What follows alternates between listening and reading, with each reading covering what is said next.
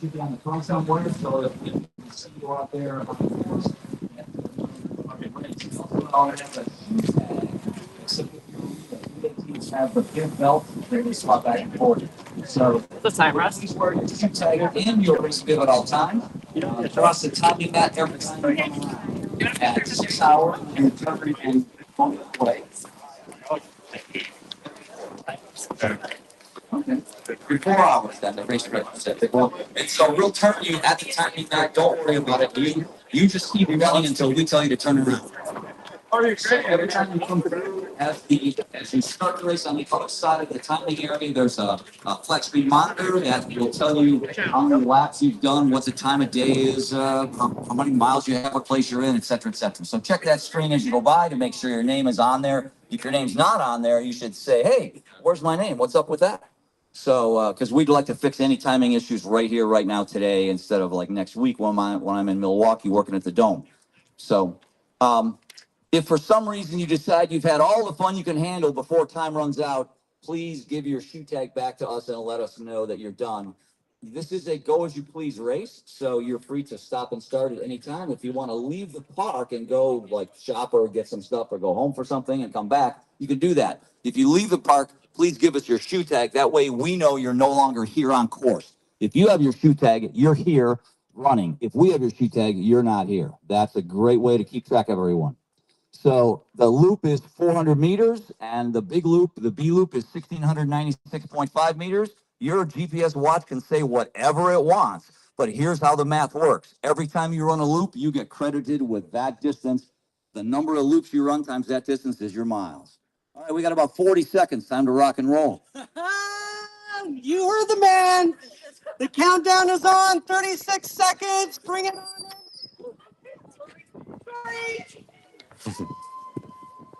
Oh my God, I don't want to do it.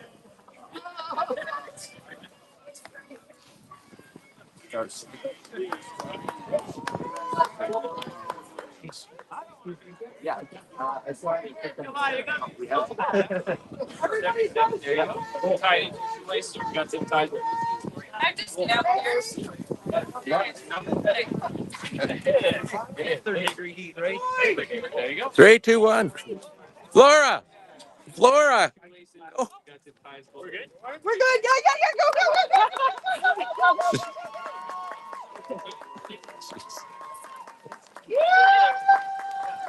Oh, I don't want to be called.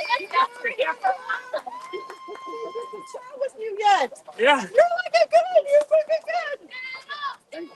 Thank you. Go. Good work. You got this. Survivorfest is the best. Woo! In my hometown. Everybody was singing from miles around. Yeah. As the street race, this thing. I ain't no movie star. It's the drive.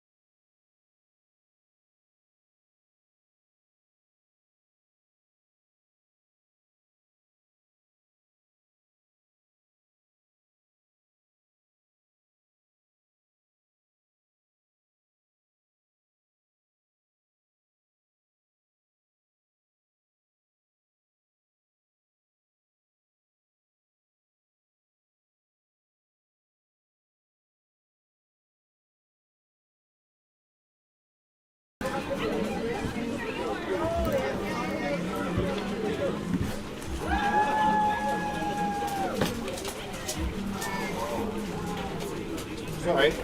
You have to take it off.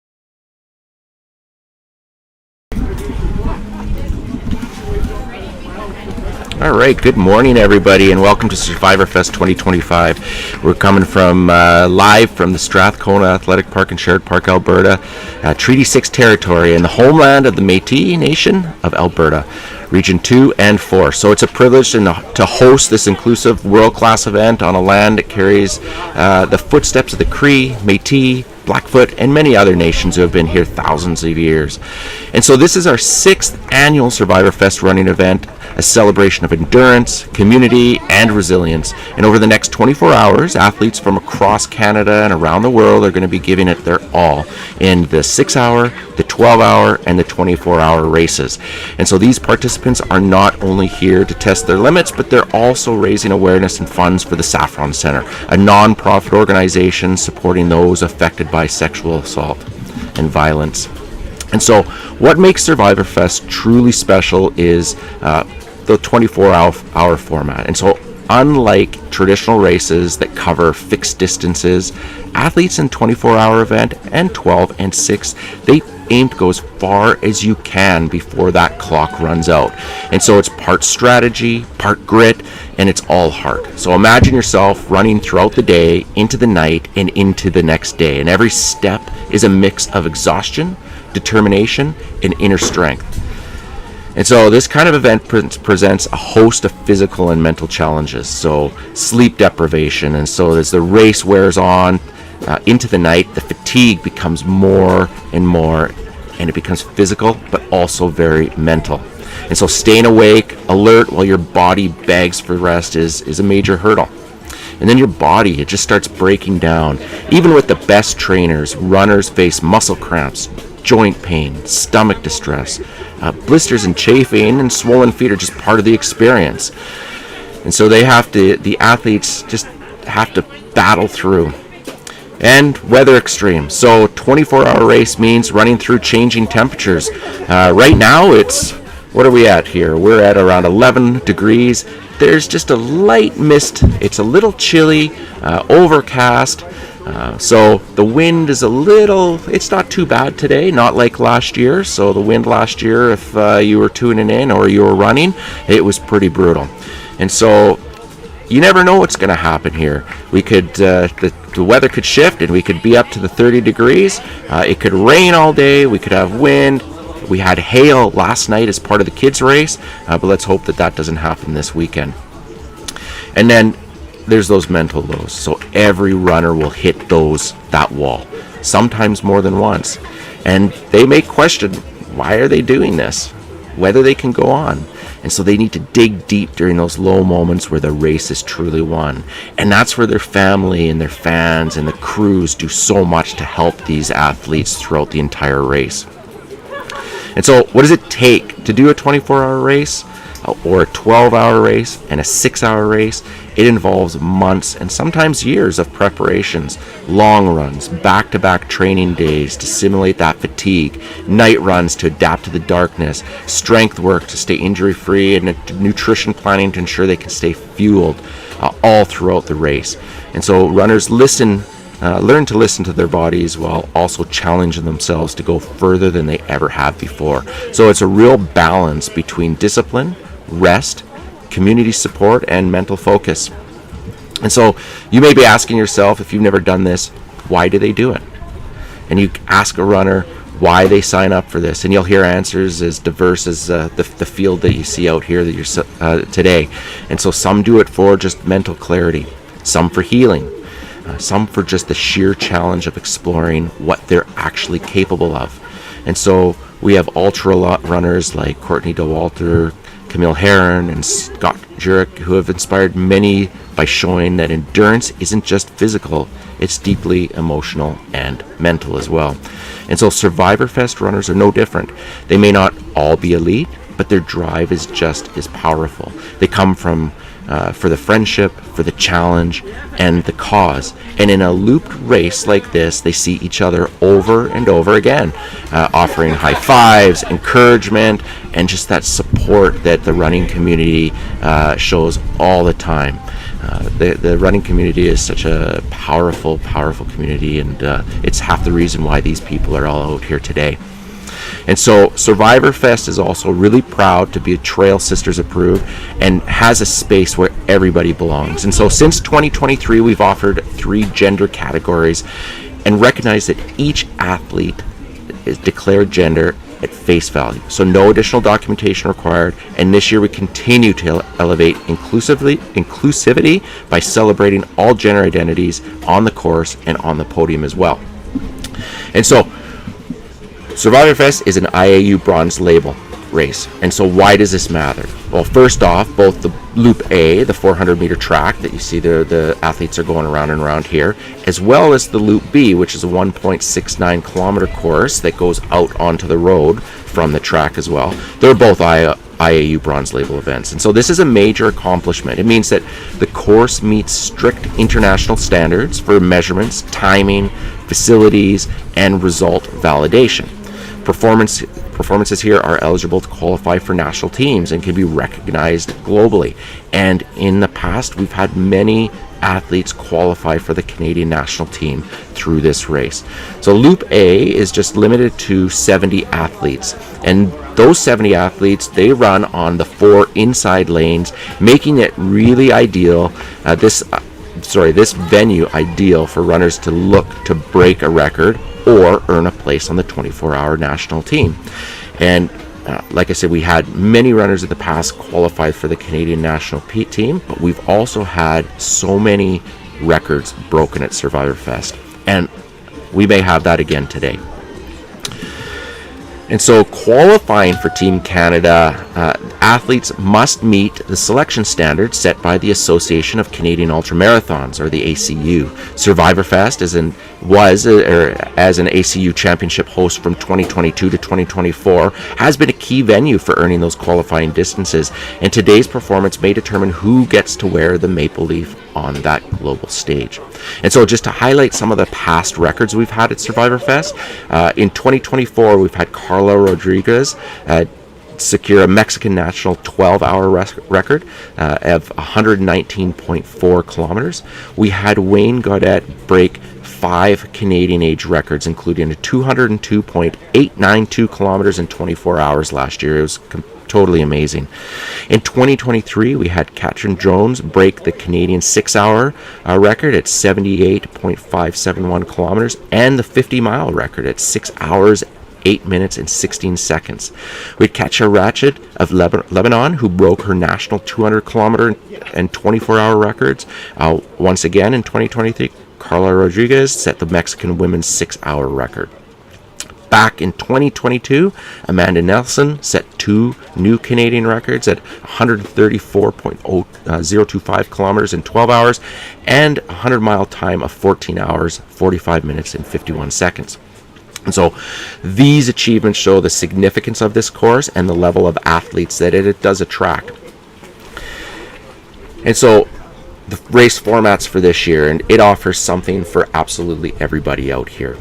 And so this year's event offers something, like I said, for everyone, in that we have the IAU bronze label for solo event of 6 hours, 12 hours, and 24 hours on Loop A.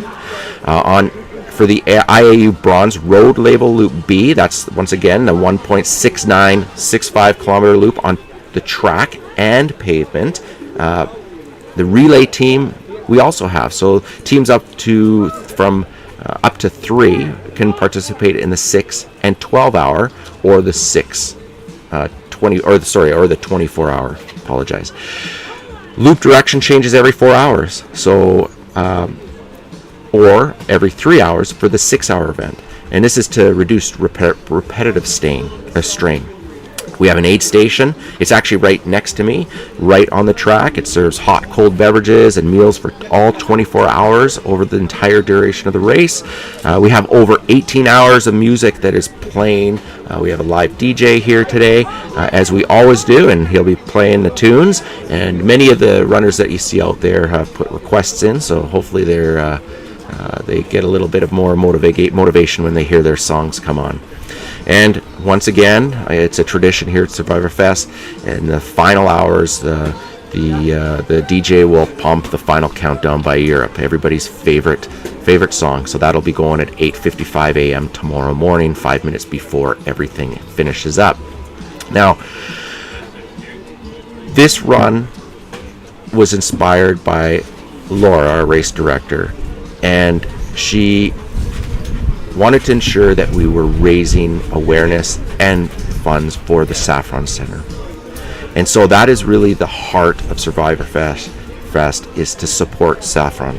And so this is a Sherwood Park based non-profit organization that provides vital services to all those affected by sexual violence. And so their work includes counseling for all ages of trauma and using trauma-informed methods. They have education and prevention programs on consent, healthy relationships, and internet safety. And so if anyone in Sherwood Park has had children that went through the school system, the Saffron Centre has had an education system at their school.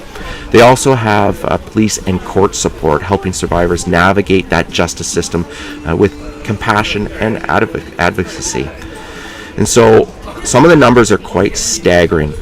With 43% of all Albertans reporting some form of experience of sexual violence. And so the need is urgent to continue to support the Saffron Centre and just educate our children and everybody out there as well. And so since 2019, Survivorfest has helped donate over $27,000 to help fund some of these crucial services.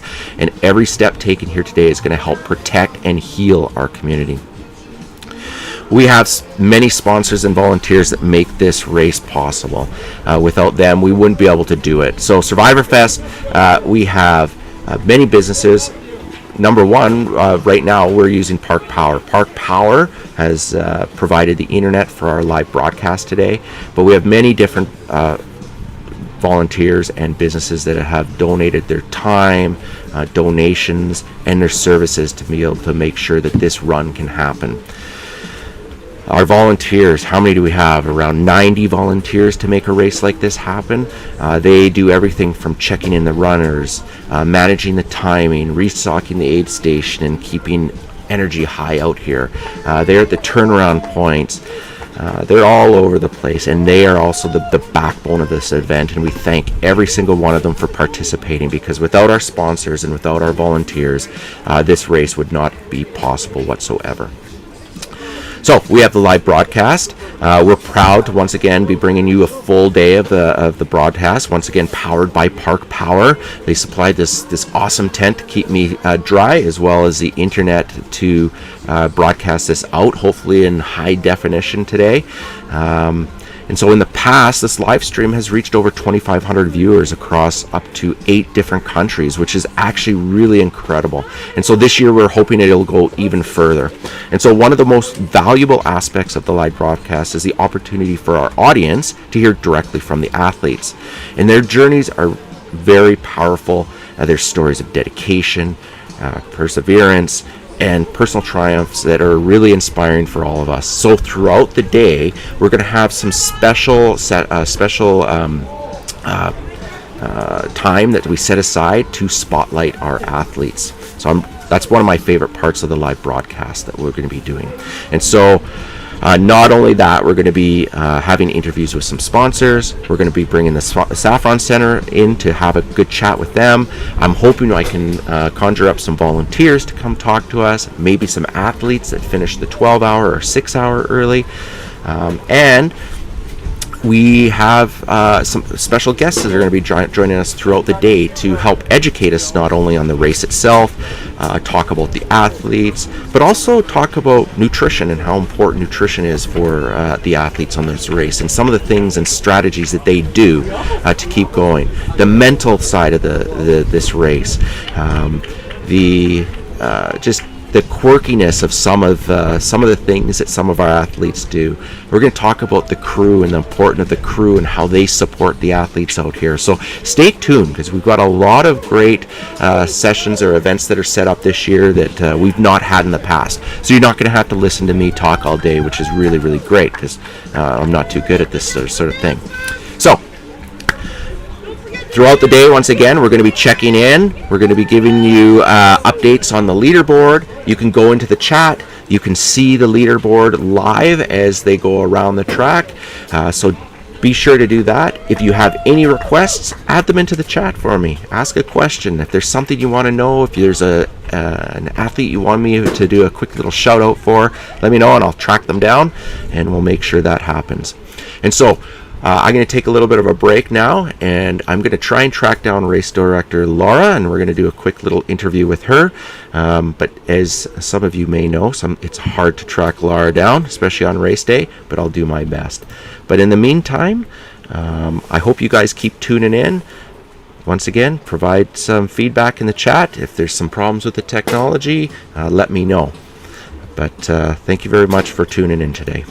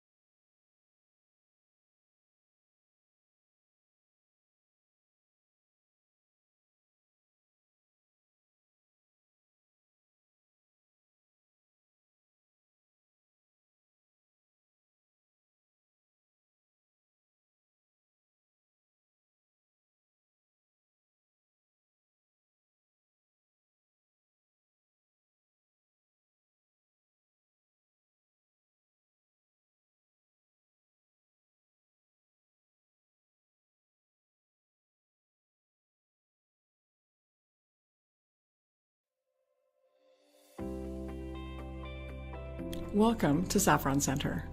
We provide resources and support for those who have experienced sexual violence. This is Yukon. She's our facility support dog. While Yukon is usually booked with one of our clients, she'll be taking you on a tour today.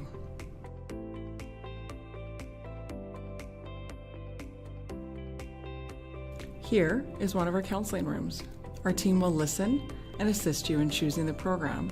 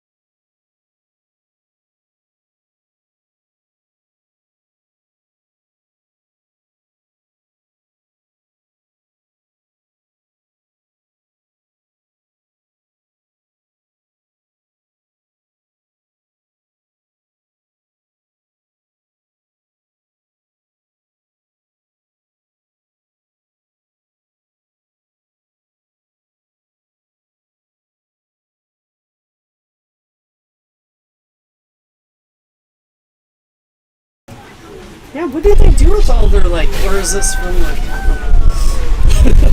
All right, we're back. I'm joined with race director Laura. How's it going, Laura? It's going great. I'm so glad that the race has started, and yeah, the runners are all here. They showed up. Well, there was a few that didn't show up, but that always happens. Last minute injuries. Yeah, just usually last minute injuries because they really want to be here. And yeah, there's a lot of new faces, a lot of faces that have been coming back year after year after year. And it's just, it blows my mind, Mike, how the last 2 years, the weather leading up, last few years, the weather has been a little bit of a story in itself for the race because so this year it was the smoke, which was similar to a couple of years ago, and we really lucked out a couple of years ago, and again we've really lucked out this year too, and that it's rainy and it's cold, but the athletes and we much prefer that over smoke. Like as a team we should have learned 2023 that we should have had the paperwork and the waiver, but we had to hunker down as a team and decide okay, we have to think of the volunteers and the athletes, and so grateful for you and the rest of the team helping me make that decision, because it's a really hard decision. You're thinking of every athlete, the ones that travel from far, the ones that have been training for some, most are training for at least a year, but some are out there wanting to do records. So this is lifelong training, right?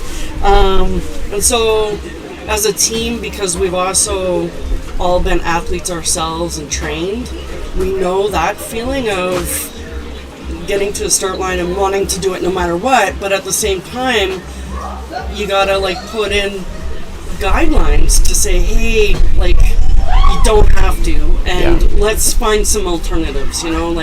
We were prepared to offer a virtual option. We were prepared to have N95 masks here. Also in our waiver that we had help prepare, again, sponsors at the last minute step forward.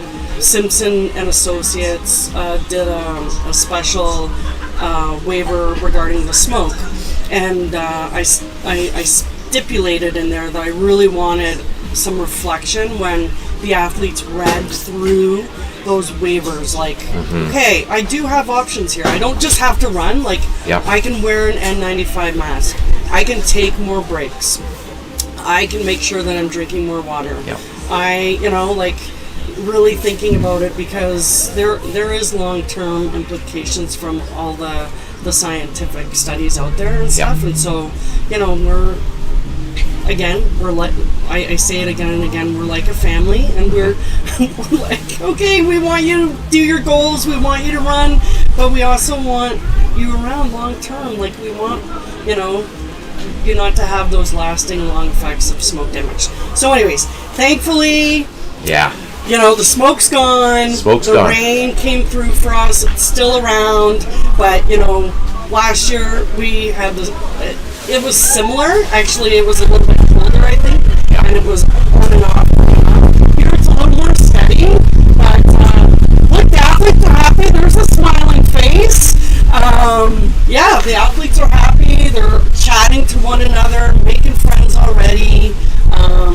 Probably telling each other their goals, and there goes Corey. He's here from Stopac. He started something new this year that we are hoping really takes off, and so he works for Stopac, and they are donating $25 for every mile that he runs. So he is excited about that. He's been here from day one, a part of Survivorfest.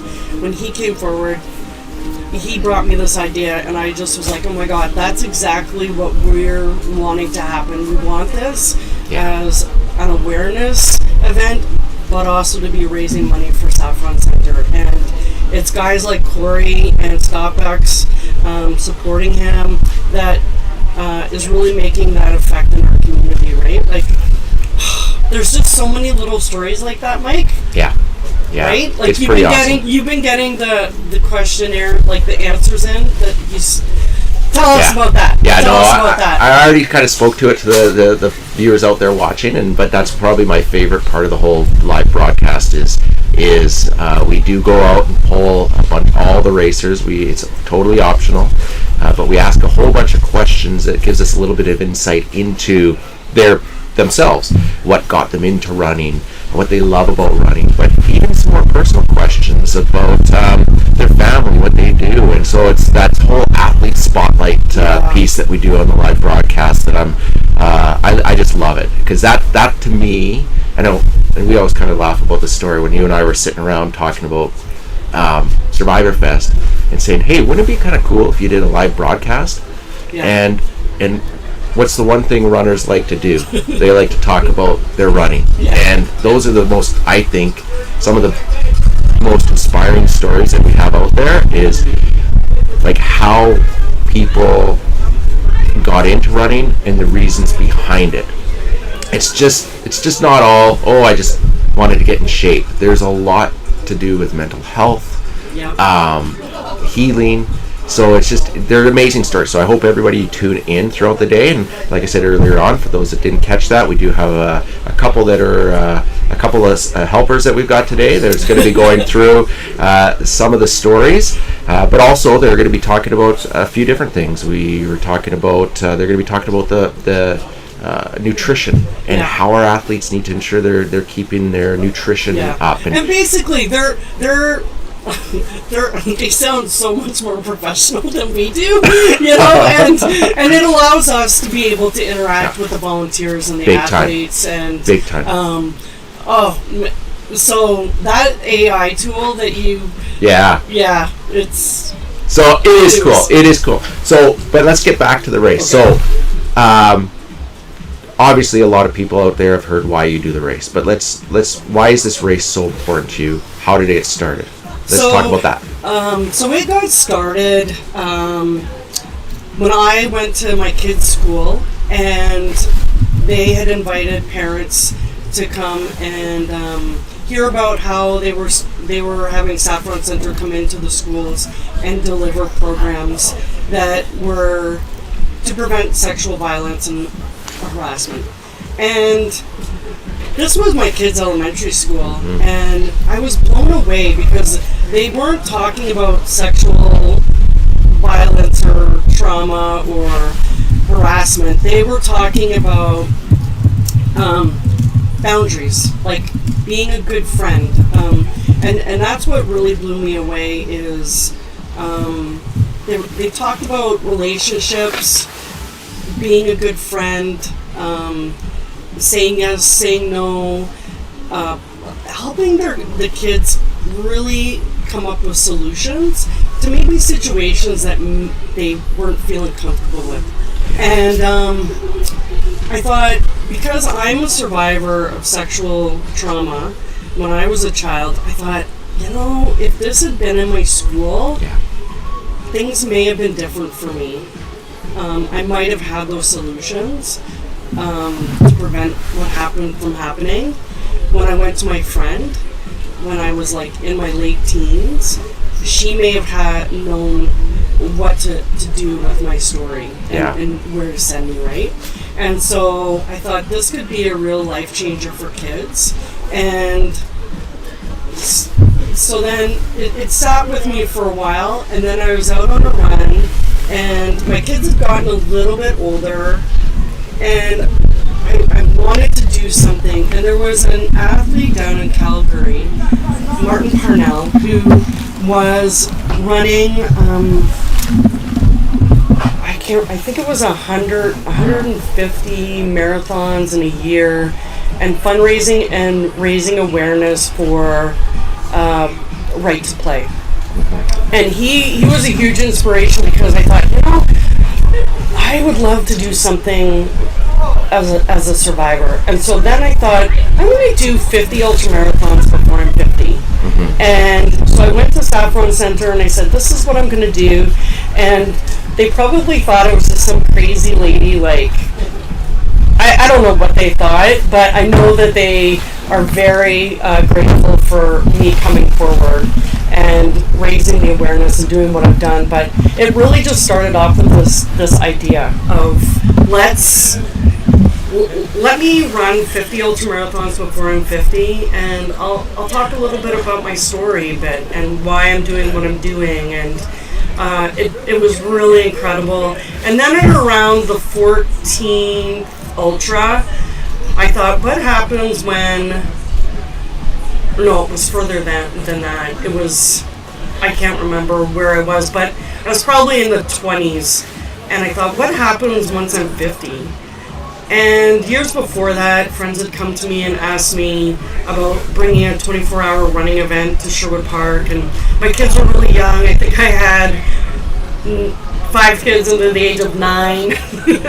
And so I was really busy, and I wasn't ready at that time. Like, the mission to run 50 ultramarathons was pretty much all I could handle in life at that point. And but then as my kids got older, I started thinking, what will happen once I'm 50? And maybe this race would be what could keep that mission going of raising awareness and raising funds for Saffron Centre. And so a group of friends and I, we decided, let's do it. So we started it. The first year was 2019. We had become a nonprofit society. We had gotten an International Association of Ultra Runners bronze label for the track, the 400 meter track. We had, I think, 37 athletes that year. Like, we made a little over $1,000, but we were like, it was nothing like what you see today. Like, I love when athletes come that haven't been since the first year. That happened last year, and they were just blown away. They were like, oh my God, there's tents, there's, we had music. We had Aaron from Soundphonics here. We had an aid station, but we didn't have all the tents. We, like one of the athletes told me, I remember coming here with a picnic blanket and a bin. We had the timing. We had those important components, but we didn't have the professionalism, you know. That first year was when we started thinking, you know what, we need a Loop B to get some athletes off of that 400 meter track, because we thought maybe some athletes don't want to be watched the entire time, which in reality they're not. Like, you might glance at them, give them a cheer, and then you're watching someone else. So you never 100% watch like an athlete go, like, it's pretty boring. Yeah. It's you know, like something else catches your eye. And but for athletes, they think, oh, someone's going to be watching me the entire time. And so we came up with this Loop B, which is really great because it also allows us to add more athletes to the event, because unfortunately with the 400 meter loop, athletes that are going for records or wanting to get qualified for their national teams, they want that inside lane, and so we don't want too many athletes on the inside of the track. So that Loop B really frees it up a bit, gives a little bit more elbow room, gives a little bit more scenery, a little bit more variety. Like, it's pavement and a little bit of gravel and the track, so it offers a little bit of variety in terms of terrain, I guess, but it's still pretty flat. Yeah. Still flat, but a lot of records to be set out there, right? Yeah. People can still set records on that Loop B as well, because it has the International Association of Ultra Runners bronze label as well for road. So, yeah, records can be set on both loops. I'm actually really excited to see a record be done on that Loop B. Yeah. I don't know if there's an athlete this weekend that will do it, But eventually, I think there will be a Yeah. record broken on that Loop B. For Yeah, sure. For sure. For yeah. sure. So, how many people are running this weekend? So we've got 65 athletes running the 24 hours. Yeah. You caught me off guard a bit.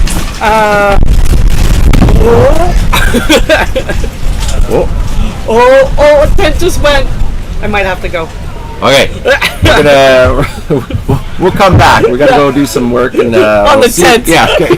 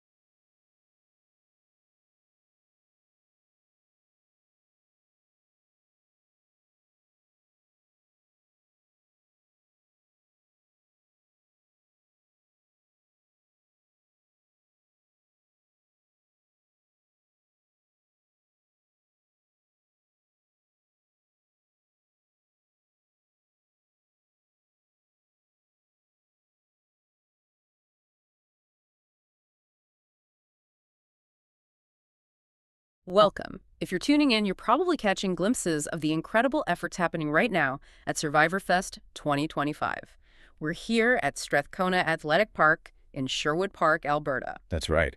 And while you might see runners circling the track, maybe tracking distances online, what we want to do right now is take a bit of a deeper dive. Yeah, go beyond just the race itself. Survivorfest is, well, it's more than just a competition, isn't it? It really is. It's become this amazing blend of, sheer endurance, community spirit, and crucially, a powerful fundraising effort. So our goal here in this deep dive is to really explore that world, the world of 24-hour endurance running, but specifically through the lens of this event, Survivorfest. Exactly. We want to try and understand what drives these athletes, what compels someone to push themselves, past what seems possible. And look at the specific challenges they face out there, because they are intense. Intense is the word. And also uncover the why behind it all. The significant cause that kind of elevates every single step taken on that track. It's the 6th year for the event here at this location. It's building a real history. Definitely. So we've gathered sort of all the background, the details about Survivorfest 2025. And we're aiming to unpack it all for you. The dedication, the community, the highs, the lows, the purpose, everything. Ready to get into it. Okay, so let's start at the beginning. Survivorfest, 6th annual event. At its core, what is it? Well, fundamentally, it's grown beyond just being a race. It's really become a celebration. A celebration of what specifically? I'd say 3 things mainly. First, raw human endurance, just that incredible ability to keep moving forward. Okay. Second, community, bringing all these people together, the runners, their support crews, the volunteers, the spectators. It's a whole ecosystem. Right. And third, resilience, that fundamental human thing of facing something incredibly hard, getting knocked down, and finding the will to get back up and keep going, lap after lap. And it's not just one single race distance like a marathon. There are options. Correct. There's a 6-hour race and a 12-hour race. Both are, significant endurance tests in their own right, pushing people way beyond typical race distances. But the main event, the one that really defines it. That's the 24-hour race. That's the signature event. It's the format that embodies the extreme nature of Survivorfest and, frankly, gets the most attention. And the 24-hour format, that's where the whole objective shifts, right? It's not about finishing a set distance. Not at all. That's the absolute key difference. In, say, a marathon or even a 100-miler, you have a fixed distance. Your goal is to cover that distance as fast as you can. The finish line is a place. Okay. In the 24-hour race, the finish line is fixed in time. The clock stops at 24 hours, period. The goal becomes, How far can you possibly go within that time? So strategy must be completely different. Totally. It's not about finding a pace and locking it in. It becomes this complex equation involving continuous forward motion, managing energy intake, dealing with physical problems immediately, navigating extreme fatigue. It's about enduring for a full day and night cycle. Consistency over speed, basically. Exactly. Consistency and just sheer grit often matter more than bursts of pure speed. And this challenge, it attracts people from all over, not just local runners. That's right. While it's based here in Sherwood Park, Alberta, you get athletes coming in from across Canada and increasingly from other countries too. So an international field adds another dimension. It does. Different training backgrounds, different competitive goals. It all mixes together on the track. Okay, so we have this event centered on pushing limits within a set time, especially that demanding 24-hour window. It sounds, well, incredibly intense. It is. Let's really try to unpack that. What are these athletes actually facing when they commit to running or walking for a full day and night? It's intense. Yeah. It's more than just a physical challenge. It's a battle on so many fronts. Physically, yes, obviously. But the mental and emotional toll, arguably even greater. Let's start with something that seems obvious but maybe isn't. Sleep deprivation. How big a factor is that? Huge. And it's way more than just feeling tired. In a 24-hour race, sleep deprivation is a primary mental obstacle. Your body is screaming for sleep, especially through the night and into the dawn. But you have to stay focused. You have to. Your mind needs to remain relatively sharp, rational. You're making decisions constantly about pacing, fueling, foot care, talking to your crew. Fighting that biological urge to sleep takes immense mental energy. What happens when it really hits? Runners can experience things like disorientation, sometimes mild hallucinations, definitely impaired judgment. It's this constant internal negotiation against your body's most basic need. It really warps your sense of reality out there. And while the mind's fighting sleep, the body is undergoing its own breakdown. Oh, absolutely. Systematically. Even the best prepared athlete is going to face serious physical issues. We're talking potentially debilitating muscle cramps, joint pain that makes every footfall an effort. Stomach issues, too, I imagine. Big time. Digestive distress is notorious in ultras. Your stomach can just decide it's done, refusing to process the calories you desperately need. That can completely derail a race. And the more, maybe gruesome stuff. Blisters, chafing. Oh, yeah.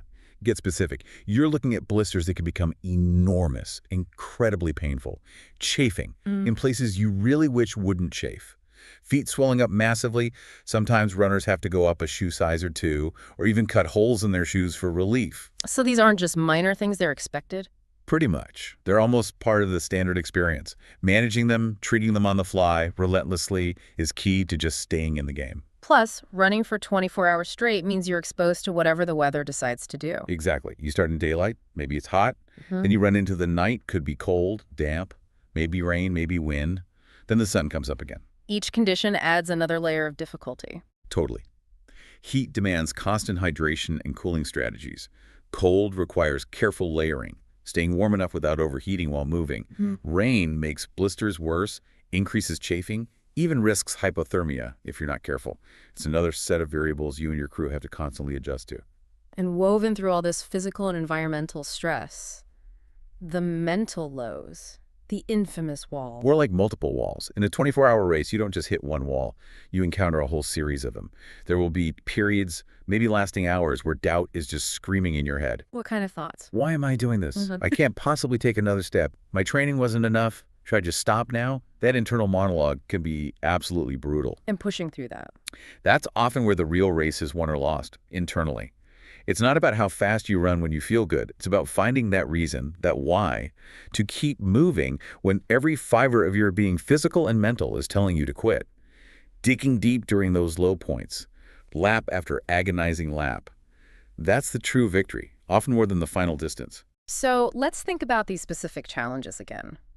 The mental game of fighting sleep. The body literally breaking down with things like huge blisters and gut issues, the unpredictable weather adding layers, and that psychological warfare of the deep lows. Why are these things so much worse, so amplified in a time-based race compared to, say, a 100-miler with a finish line? That's a really important point.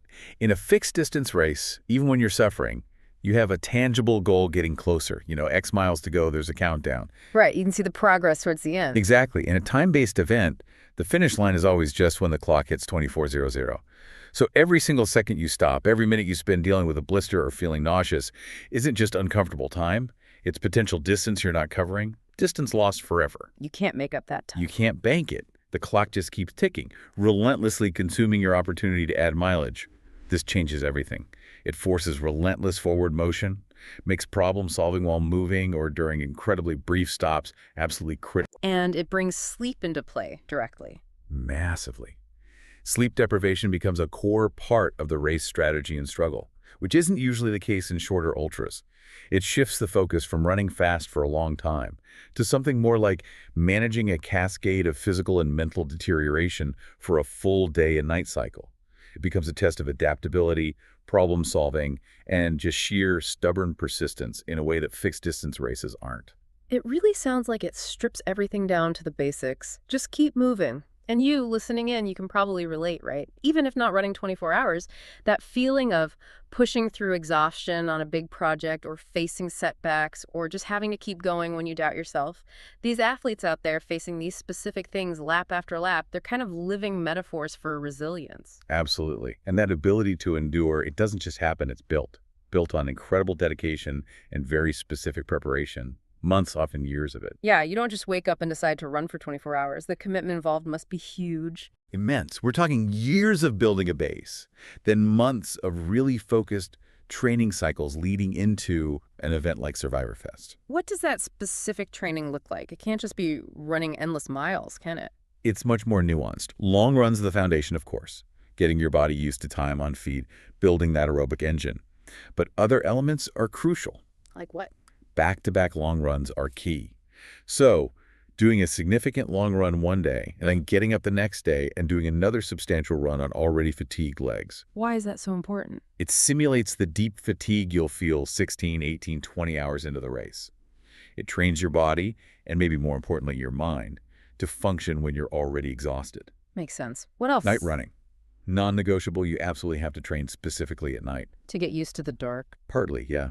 Using headlamps, navigating, but also training your body to take in calories, training your mind to stay alert when your natural body clock is screaming sleep, practicing your whole system fueling gear in the conditions you'll face. And strength training, does that play a role? Oh, definitely. Running for 24 hours puts incredible sustained stress on joints, muscles, connective tissues, core strength, hip stability, leg strength. It's all vital, not just for performance, but to prevent injuries from cropping up under that constant load. And nutrition must be a whole science in itself. Huge. It's a massive piece of the puzzle. Runners spend ages figuring out what foods and drinks their stomachs can actually tolerate while moving for that long. How many calories per hour, how much fluid, what type of electrolytes. They practice their race day nutrition plan over and over in training until it's almost automatic. It's constant trial and error. So the training isn't just about physical fitness, it's logistical, mental. Precisely. The whole philosophy is this balance. You have to learn to listen really carefully to your body's signals, catch problems early, like a developing blister or stomach issues. But at the same time, you have to develop the mental toughness to push beyond what you thought your limits were. Requires a lot of discipline. Incredible discipline. Strategic rest and recovery are just as important as the runs. Intense mental focus during those long training sessions. And honestly, community support. Nobody really trains for this completely alone.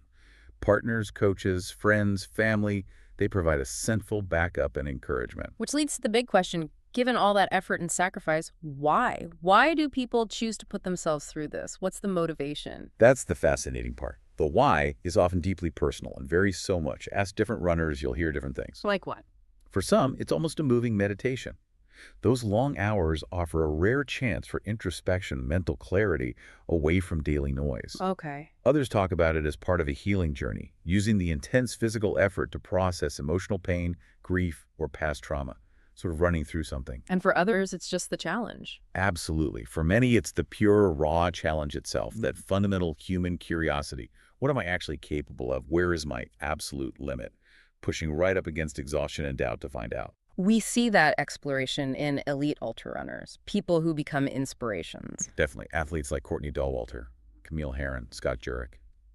They're fascinating, not just because they run far, but because they're often open about the mental and emotional side. They show it's about confronting yourself, finding inner strength. They demonstrate that endurance running have these deep mental dimensions, and that inspires others. And the runners here at Survivorfest, whether they're elite or running their first ultra, they share that drive. They absolutely share that core drive, the desire to challenge themselves, explore limits. But here at Survivorfest, I think that personal drive gets amplified by two really strong factors. Which are? One is the incredible camaraderie. The way the event is structured really builds connection. And the other, maybe the most powerful amplifier, is the cause. Running for something bigger than yourself that adds a whole layer of meaning, especially in the tough moments. It's interesting how the training mirrors the race, not just physical, but problem solving, resilience, and how those personal whys then connect with the community and the cause. It makes it richer than just running. It really does. The individual journey becomes part of a collective story. And speaking of that collective part, the community and the cause, that's really central to what makes Survivorfest feel different. Let's talk about that community aspect. How does running laps on a track or a short loop actually build community? It seems counterintuitive, maybe. You'd think so, but it creates this really unique, supportive atmosphere. On a point-to-point course, you're spread out. You might not see many people. On a loop, run over and over for 24 hours, you see everyone. Repeatedly. Constantly crossing paths. Constantly. You see the same runners fighting their battles, the same crews working in the pits, the same volunteers cheering you on. This repetition creates connection. Runners give high fives, maybe a quick word of encouragement. You recognize the shared struggle. It builds this powerful sense of we're all in this together, right there on the course. And the event organizers have made specific efforts to make sure that we is truly inclusive. Yes, and that's really important. They're Trail Sisters approved, which signals a commitment to supporting women in the sport. But it goes further. Since 2023, they've offered 3 gender categories: men, women, and non-binary. And how do they handle that? Crucially, they recognize an athlete's declared gender at face value. No extra hurdles or proof needed. This continues this year. It's about celebrating all gender identities on the course and recognizing everyone's achievement equally, including on the podium. It sends a strong message of belonging. Beyond the immediate community on the track, there's this driving force, this cause. Tell us about that. Yes, the core purpose behind Survivorfest is its partnership with the Saffron Centre. It's a vital nonprofit based right here in Sherwood Park. And their mission? They are dedicated to supporting individuals and families who have been affected by sexual violence. Their work is incredibly important. What kind of services do they actually provide? It's comprehensive. They offer counseling for all ages, using trauma-informed methods, which is crucial for healing. They run education and prevention programs teaching about consent, healthy relationships, internet safety, trying to stop violence before it happens. That proactive side is key, too. Absolutely. And they also provide police and court support, helping survivors navigate the justice system, which can be really overwhelming and re-traumatizing. They offer advocacy and compassionate guidance through that whole process. These services are their lifelines. And the statistics mention about the prevalence in Alberta, they really underscore the need. They're stark. Hearing that 43% of Albertans report experiences of sexual violence, it just highlights the scale of the issue and why the Saffron Centre's work is so absolutely necessary. Providing healing, support, and prevention is critical. So for the runners out there, especially when it gets incredibly tough, knowing they're running for Saffron, that must be powerful motivation. Immensely powerful. Since 2019, Survivorfest has raised over $27,000 for the Saffron Centre. Think about that connection. Every lap, every painful step forward is directly contributing financially to these essential services.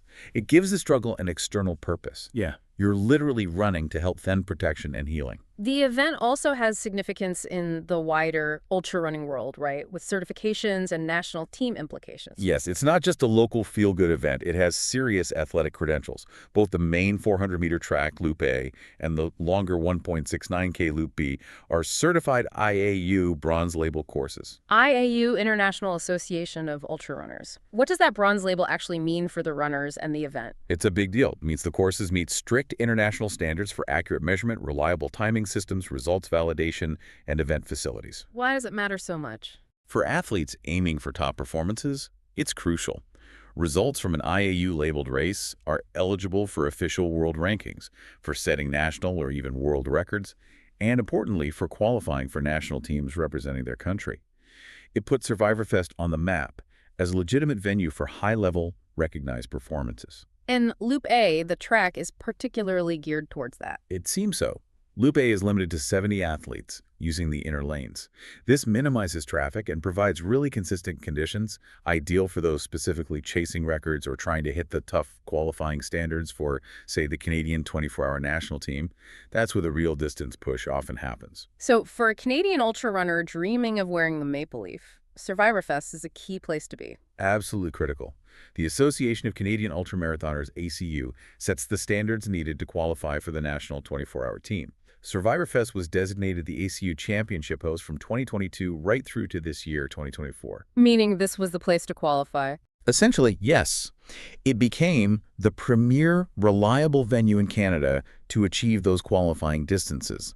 So the performances happening out there today, right now, could literally decide who gets selected to represent Canada internationally. It's really interesting how all these pieces fit together. The looped course, building that unique community feel, the intentional inclusivity efforts, the certified courses, giving it legitimacy. It all enhances the experience and the ability to support the cause. Exactly. And linking that extreme physical challenge directly to the Saffron Centre's mission, that creates such a powerful narrative. Plus, the IAU label isn't just symbolic, it enables those records and national team dreams right here. That multi-layered purpose is its real magic, I think. And the performances we've seen here over the years really prove that this combination works. Right. Let's talk about those performances. The event has seen some incredible distances covered, records broken. What do those past results tell us about this course? The record book for Survivorfest is seriously impressive. It shows the course is fast and capable of supporting world-class efforts. Just last year, 2024, Carla Rodriguez Dimitrescu set a new Mexican national 12-hour record, running 119.4 kilometers. Wow. And Wayne Gaudet had an unbelievable race, setting 5 Canadian age group records, including a massive 202.892 kilometers in the 24-hour event. 5 records in one go. That's incredible stamina and speed. It's just phenomenal consistency. And it wasn't a fluke year. Go back to 2023. Katrin Jones broke 2 Canadian records, the 6-hour with 78.571K and the 50-mile record in just 6.08.16. That's flying. Seriously fast. Also in 2023, Kathia Rachid from Lebanon set her national 200K and 24-hour records here. And Carla Rodriguez Dimitrescu, before her 12-hour record, set the Mexican women's 6-hour record in 23. And 2022, more records. Yep. Amanda Nelson set 2 big Canadian records then, 134.025K in 12 hours, and a blazing 100-mile time of 14 hours, 45 minutes, 51 seconds. Okay, those numbers are just mind-boggling for most of us. What do these specific records tell you as an observer of the sport about this event? They tell you that this course, these conditions, this event structure, they work. Setting multiple national records across different distances, different age groups, year after year. It confirms that the IAU certification isn't just paper. It translates into a real-world environment where athletes can perform at their absolute peak. It cements Survivorfest's place as a key event, not just in Canada, but globally for serious endurance athletes. So beyond the elites breaking records, let's touch on the practical race mechanics again, the support systems that allow everyone to keep going. We mentioned the formats. Right. The solo 6, 12, or 24 hours on Loop A or B. And don't forget the relay teams. That's a great way for groups to participate. Teams of up to 3 for 612 hours, up to 6 for the 24-hour, adds that shared goal element. And there's that detail about changing loop direction. Yeah, sounds minor, but it's actually really important biomechanically. They switch direction every 4 hours for the 1,224-hour solos, every 3 for the 6 I'm going to do that. Running in the same direction on a loop for that long puts enormous repetitive strain on one side of your body, hips, knees, ankles. Changing direction helps balance out those forces, distribute the load more evenly. It's a smart way to help prevent overuse injuries that could easily end someone's race early. Smart. And crucial for staying out there, fuel and hydration. Well, what's the aid station setup like? It's critical. There's a main aid station near the track, and it's fully stocked and staffed for the entire 24 hours. What do they offer? Everything from hot and cold drinks to actual meals, not just gels and bars. Ultra runners need real food, soup, sandwiches, potatoes, you name it. Having that variety available constantly is essential because your cravings and what your stomach can handle change dramatically over 24 hours. It's a lifeline, especially for runners without huge personal crews. And the overall atmosphere to keep spirits up. They have music playing for over 18 hours, which definitely helps, especially during the long night. And there's that iconic moment playing Europe's final countdown at 8:55 a.m. on Sunday morning. Signaling the last 5 minutes. Exactly. It's a tradition, adds a bit of drama and shared energy right at the very end. So how do these operational things, the direction change, the 24-hour aid station, the music, the countdown, how do they all add up? They add up to making the impossible feel slightly more possible. The direction change helps the body survive. The aid station solves the massive fueling logistics puzzle. The music and countdown boost morale and create shared moments. These aren't just nice extras. They're fundamental parts of the support structure that enable athletes to push their boundaries safely and effectively, and they create that unique, memorable vibe of the event. And making all of this happen requires a huge team effort behind the scenes. Oh, absolutely massive. This event simply wouldn't exist without its network of supporters, sponsors and donors providing the financial means, and critically, the volunteers. Nearly 90 of them this year. 90 volunteers, what are they all doing? Everything. They're checking runners in, handling the precise timing and lap counting, which is complex over 24 hours, keeping the aid station running smoothly around the clock, guiding people, offering encouragement. They are literally the backbone of the event. Their energy and dedication for 24 straight hours is incredible. And specific sponsors play key roles too, like bringing the event to a wider audience. Yes, Park Power deserves a shout out here. They've been sponsors since 2019, and they power the Survivorfest live broadcast. The broadcast we're part of right now, what's the main goal there? To share the experience, to bring the energy, the stories, the cause, beyond the physical location of the park. It connects a global audience to what's happening here. And it reaches quite a few people. It does. In past years, it's reached over 2,500 viewers across, I think, up to 8 different countries. The aim is to make you, wherever you're watching, feel like you're part of this community, even from afar. And it's more than just watching people run, it tells the stories. That's the key. It's a platform for the human side. You get to hear directly from runners about their journey, their struggles, their triumphs. You hear from sponsors, from the Saffron Centre representatives, explaining why this funding matters, from the volunteers sharing their perspectives. It tries to capture the whole ecosystem. With live updates and insight. Yep. Regular updates on the leaderboards, conditions, how athletes are progressing, spotlights on inspiring moments, maybe someone finishing their first ultra distance. Spontaneous interviews, trackside, glimpses into the crew areas, shout-outs to viewers. It brings the whole thing to life. So thinking about those sponsors and the incredible volunteer team, how do they really show that community spirit? And how does the broadcast then take that spirit and the event's message further? The sponsors and volunteers are the community spirit in action. Sponsors invest in the event, the cause, the local area. Volunteers give their most precious resource, time and energy, purely out of support. That's tangible community building right there. The live broadcast then acts like a megaphone. It takes all that powerful stuff, the athlete's grit, the volunteer's dedication, the vital mission of the Saffron Centre, and shares it with the world. It elevates a local event into an international story about resilience, community, and purpose, dramatically increasing awareness and potential support for survivors. Okay, so we've really journeyed through the heart of Survivorfest 2025 today. We've looked at that intense, multifaceted challenge, the sleep battle, the physical breakdown, the mental demons faced over 24 grueling hours. We've explored the unique community built on the loops, the strong commitment to inclusivity, and the absolutely vital support from volunteers and sponsors. Yeah, the people power is amazing. We've seen the potential for truly high-level athletic achievement backed by that IAU certification and proven by those impressive records. And underpinning it all, the profound why supporting the Saffron Centre and their crucial work with survivors of sexual violence, with every step having meaning. It really is this compelling mix, isn't it? It shows us what humans are capable of, endurance-wise, pushing limits you wouldn't think possible. Definitely. It highlights the sheer power of having a purpose beyond yourself, how running for a cause like Saffron can fuel you through the absolute darkest moments.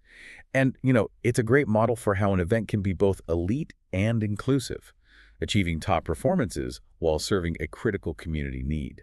It leaves you thinking, doesn't it? Considering everything involved, the immense physical and mental toll, the deep motivation from supporting the Saffron Centre, where do you, listening now, think the real finish line of Survivorfest actually lies? That's a great question. Is it just about the final number of kilometers on the board when the clock hits 24 hours?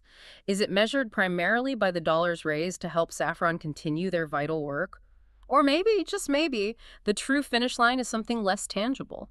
Perhaps it's found in the personal transformation, the resilience discovered by the runners, the inspiration felt by the volunteers witnessing it, the unity of the community supporting the cause, the increased awareness for survivors. Where does personal achievement end and collective impact begin? Exactly, something powerful to ponder, that interplay between pushing your own limits and contributing to something much bigger.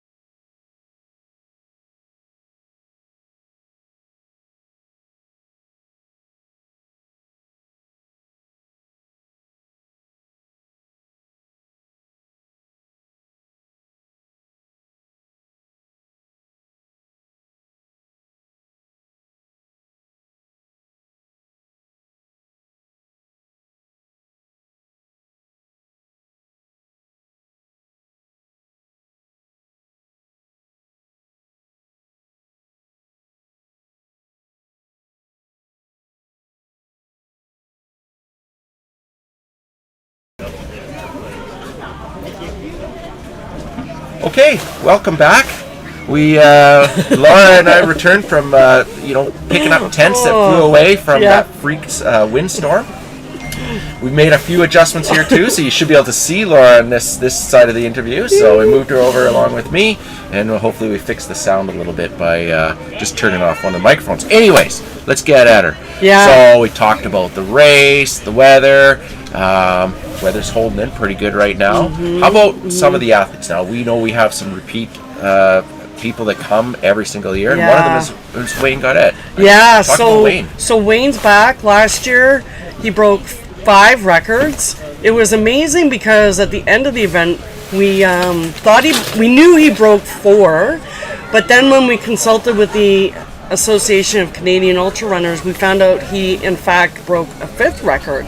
So took a little bit longer than we wanted to ratify, but we got it all done. And he broke, God, I can't remember, the 6-hour, the 50-mile, the 100K, the 12-hour, and the 100-mile. You got, so he one of the ones that I put in here is that he got 202.892 kilometers in the 24-hour Okay, period. so the 24-hour I think was the other record. So I was wrong on one of those records, but just amazing that he accomplished that. And I remember years ago talking to Jack Cook, who used to own Fast Tracks.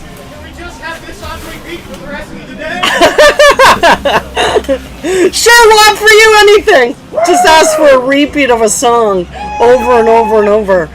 I don't know if the other athletes would love that as much. But anyways, God, that Rob has a lot of energy. I met him at Gord's Frozen Ass 50 in February. And it's awesome to see him here now, just pumping up the track as he goes. He's still yelling down the track. I love it. What were we? We were talking about Wayne. Wayne, yeah. So, so he's back again because right now he's number 5th on the Canadian team. So he'd like to go a little bit further this year. And right now he's looking really strong. There's a pack of them together right now of Dave Proctor, him, and they're running away on me and I can't see who's who. But it's really amazing to always have him at the race because he's such a great ambassador of the sport. He talks to everybody and just makes them feel at ease, which is so beneficial. Because you want that. You don't want to be tense. You don't want to be wasting energy, like with your mind racing about splits and you want to just be relaxed. And so Wayne is great at that. He bugs the other runners in a good way and just jokes with them. And having athletes like him is crucial for an event, really. And it really builds the community. And then there's that's one of the benefits though of the looped track type events, right? For sure. If you're out there running those 24-hour races in the wilderness, you might not see anybody for 6 hours or however many hours. This one, you have the support from your fellow runners. You have your aid station that's here on every loop. You have your crew that's there at every loop. So there's that sense of community here, and there's so many people out there that are going to be cheering you on during those low points during the race. That's what one of the really cool things about this race is that you're with people the whole time. Yeah, it's really, really amazing, and they make friends. And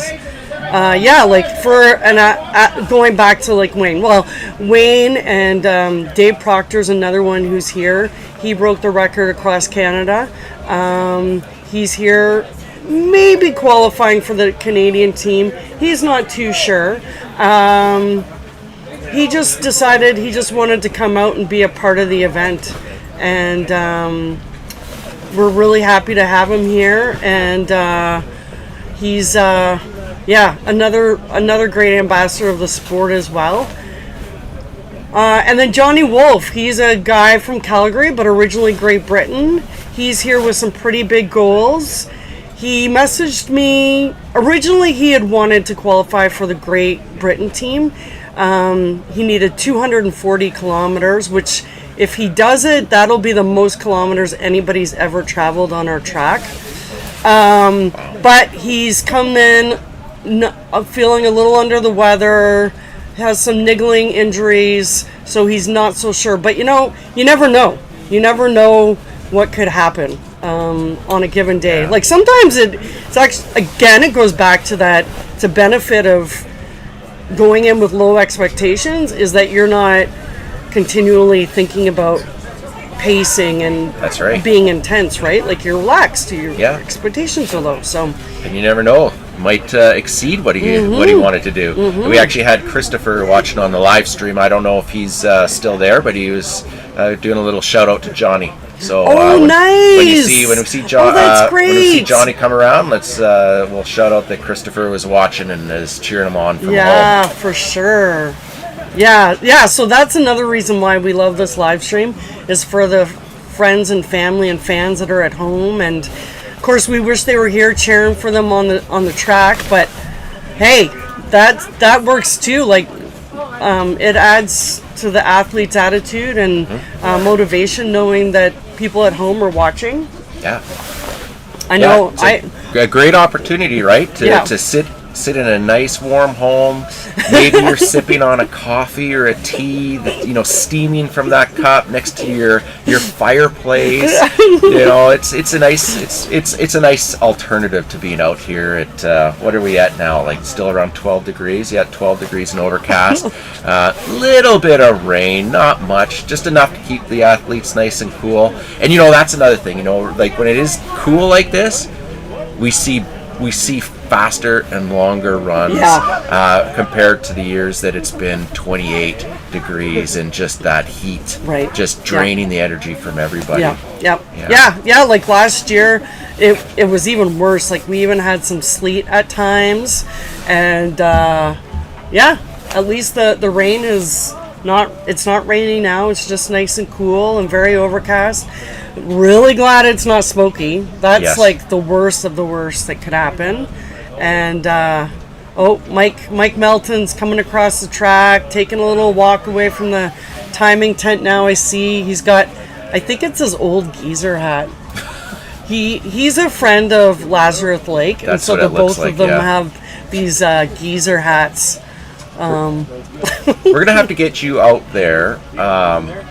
So we're gonna have Laura go out there into the crew pit and just kind of walk around and see how the feelings are in the crew pit. Maybe talk to a few people, but maybe it'd be a great idea to have a good chat with Mike just to see how he's doing. Yeah, for sure. He had quite the adventure getting out here with some issues with his vehicle, so he put on a lot of miles to get from where he was back home and then back up here in time for the race. So he would be a great interview.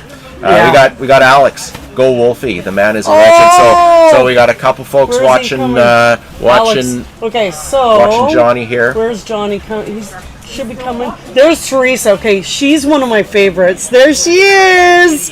She is such a sweetheart.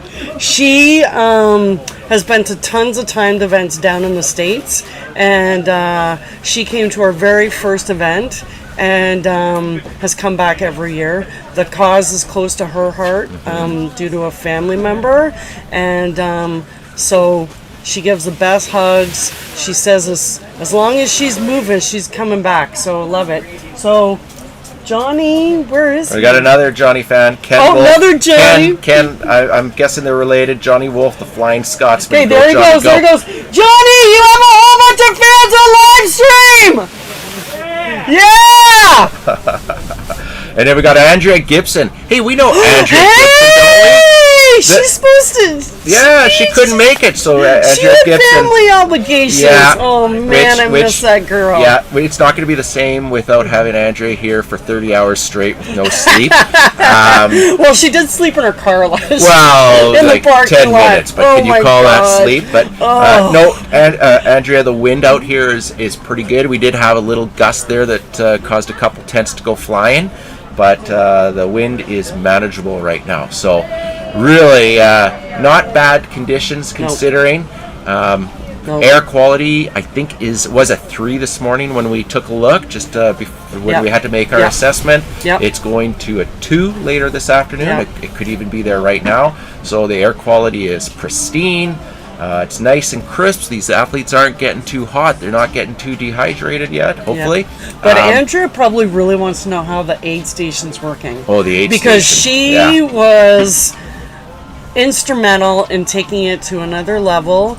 Mike McKenzie got it all set up, and he's quite proud of his little turf over there and his volunteers, which includes Mike's mom. Yeah, my mom's there, but she's not coming on the broadcast. I'm just telling you that. I think that they're going to get Well, they've got hot water ready for the athletes, but everybody's been asking for lots of gels still. We're looking forward to Asian Village coming by probably early in the afternoon with some soup and naan bread. What else? Oh, that reminds me, I need to order the pizza still.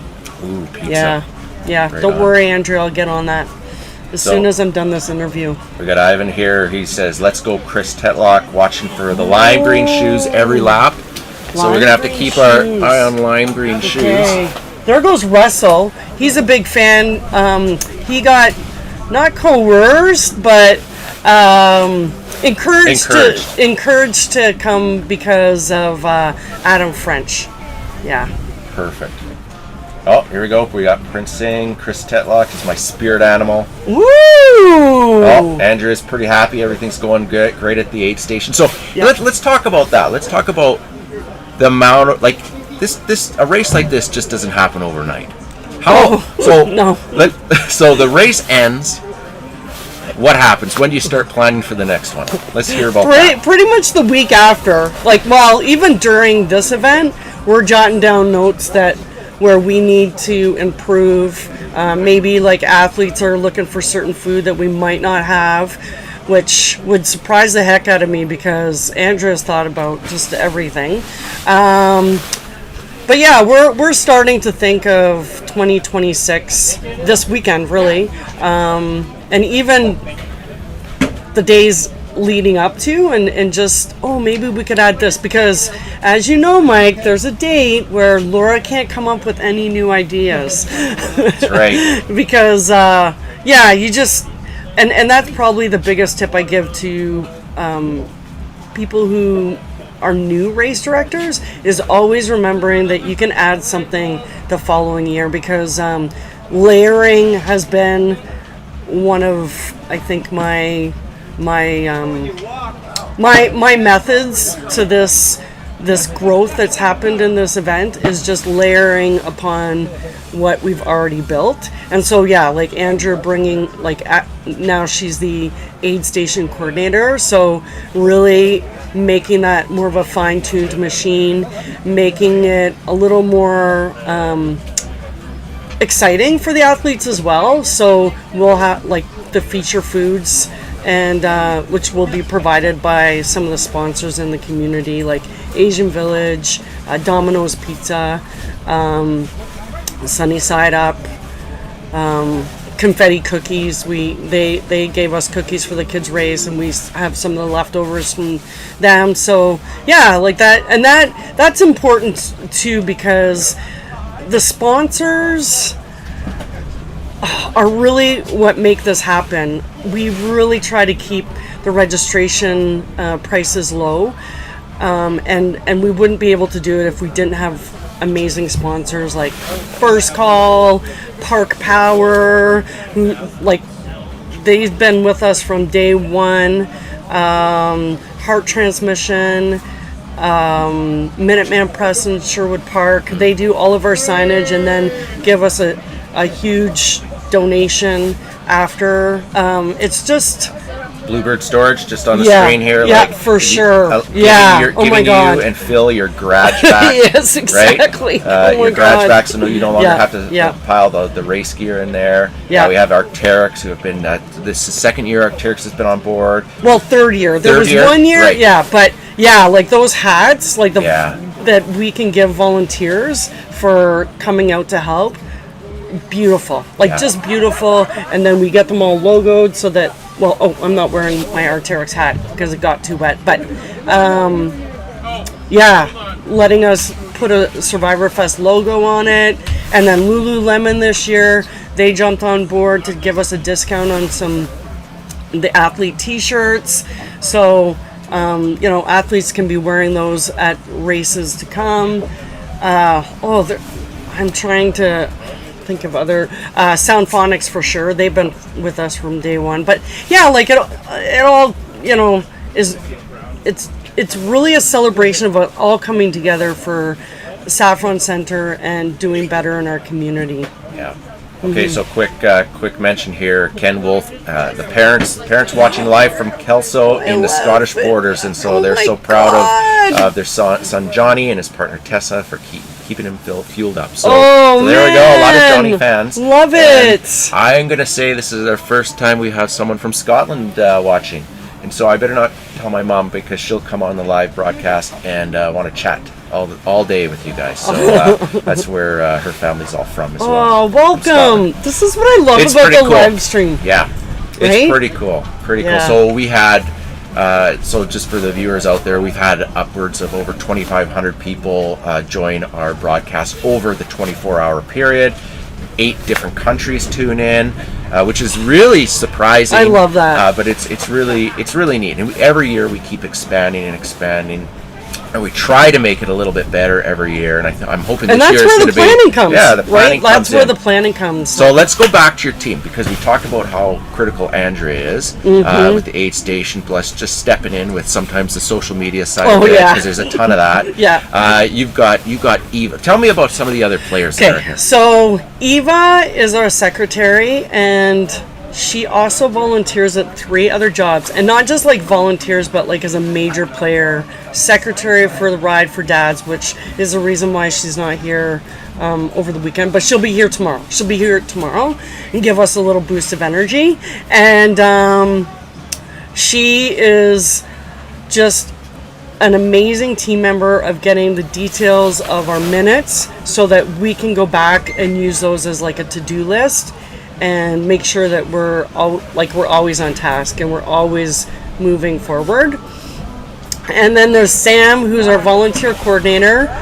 We have over 90 volunteers. Now, they're not individuals, because actually some of the individuals come back and they'll do 2 or 3 shifts, but there's like 90 volunteer shifts, because we're basically a 30-hour event with the setup and the takedown. But that actually doesn't count the kids race that happened last night. So yeah, without Sam, I don't know what we would do. She gets all of the jobs described online, gets them signed up, and then when we see that someone has decided not to volunteer, like when the Oiler game comes on or is scheduled to play, we find more volunteers. And so she's constantly like just flexing, right? Yeah. Constantly flexing. So yeah. And then Mike, there's you. You've talked about yourself, right? Because we don't need to talk about me. That's okay. No. Like you take this to a whole new level, and I really appreciate that. I'm not a tech person at all, but like you, I do love talking about runners and the stories, and so glad that we're able to do this for Johnny's parents. Yeah, no, super that's a cool. perfect example. Yeah, and I was talking to our Park Power representative Chris this morning. I was just saying, what made me qualify for this job is that I own my own computer. So that's the qualifications for this, and you kind of got to learn how to do all this stuff. So it's been fun.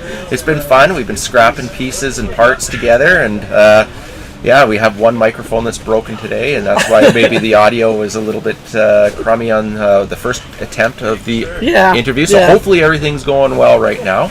Yeah. So perfect. So we talked about your team. It starts literally the day after that. Well, we take a week off, right? We celebrate what the team has accomplished. Yeah, we try to. Yeah. And then you jump right back in. Yeah, so it's a full year of planning. It's all volunteer based. 100% of anything that comes into this race goes, if it's not to run the event, it goes directly to the Saffron Centre.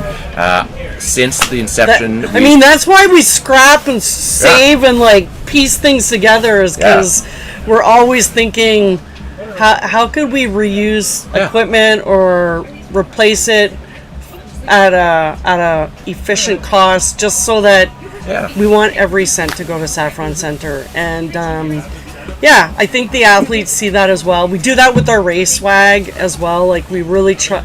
We actually that's a really interesting thing to talk about. Is I hate garbage. I love really good race swag, and so this is where Tylene sponsorship is a good tie-in as well. Is we make sure that everybody has really good swag that they actually want to wear, because there's been some races that I've gotten swag at and I don't really want to wear it again. It doesn't fit nice, it doesn't feel nice, and so Tylene's been able to get us some really good stuff that's at a good price point that the athletes will enjoy. But athletes can also opt out of not taking swag, and instead that money will go towards Saffron Centre instead. So they can opt out of their medals, they can opt out of a belt buckle if they do earn it and run 100 miles. They can opt out of the jacket, t-shirt. So some athletes really appreciate that, because they don't really, like, some have so many medals and they just don't know what to do with them. But it's just another way of giving back too. Yeah. Right on. I feel like I'm forgetting. I am forgetting a major team player in our team, Phil. Oh, your my husband. Oh my gosh. Yeah, like he. So we have 5 kids. I shouldn't go. Like it's a bad thing. It's amazing how we do it, because we have 5 kids still living at home, and from the ages of 12 to 20, and 3 dogs, 2 cats, but and we're both working really hard, and so this is all volunteer, and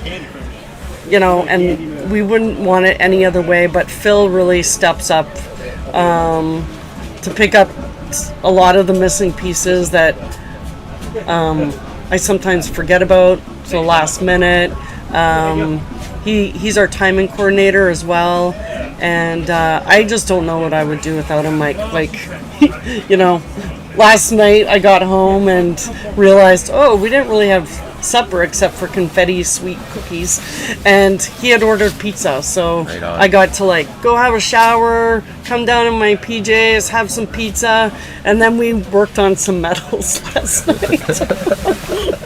Right on. I didn't even ask him. He's like, do you want me to help you with that? And I'm like, could you? And so we were putting ribbons on the medals, because perfect.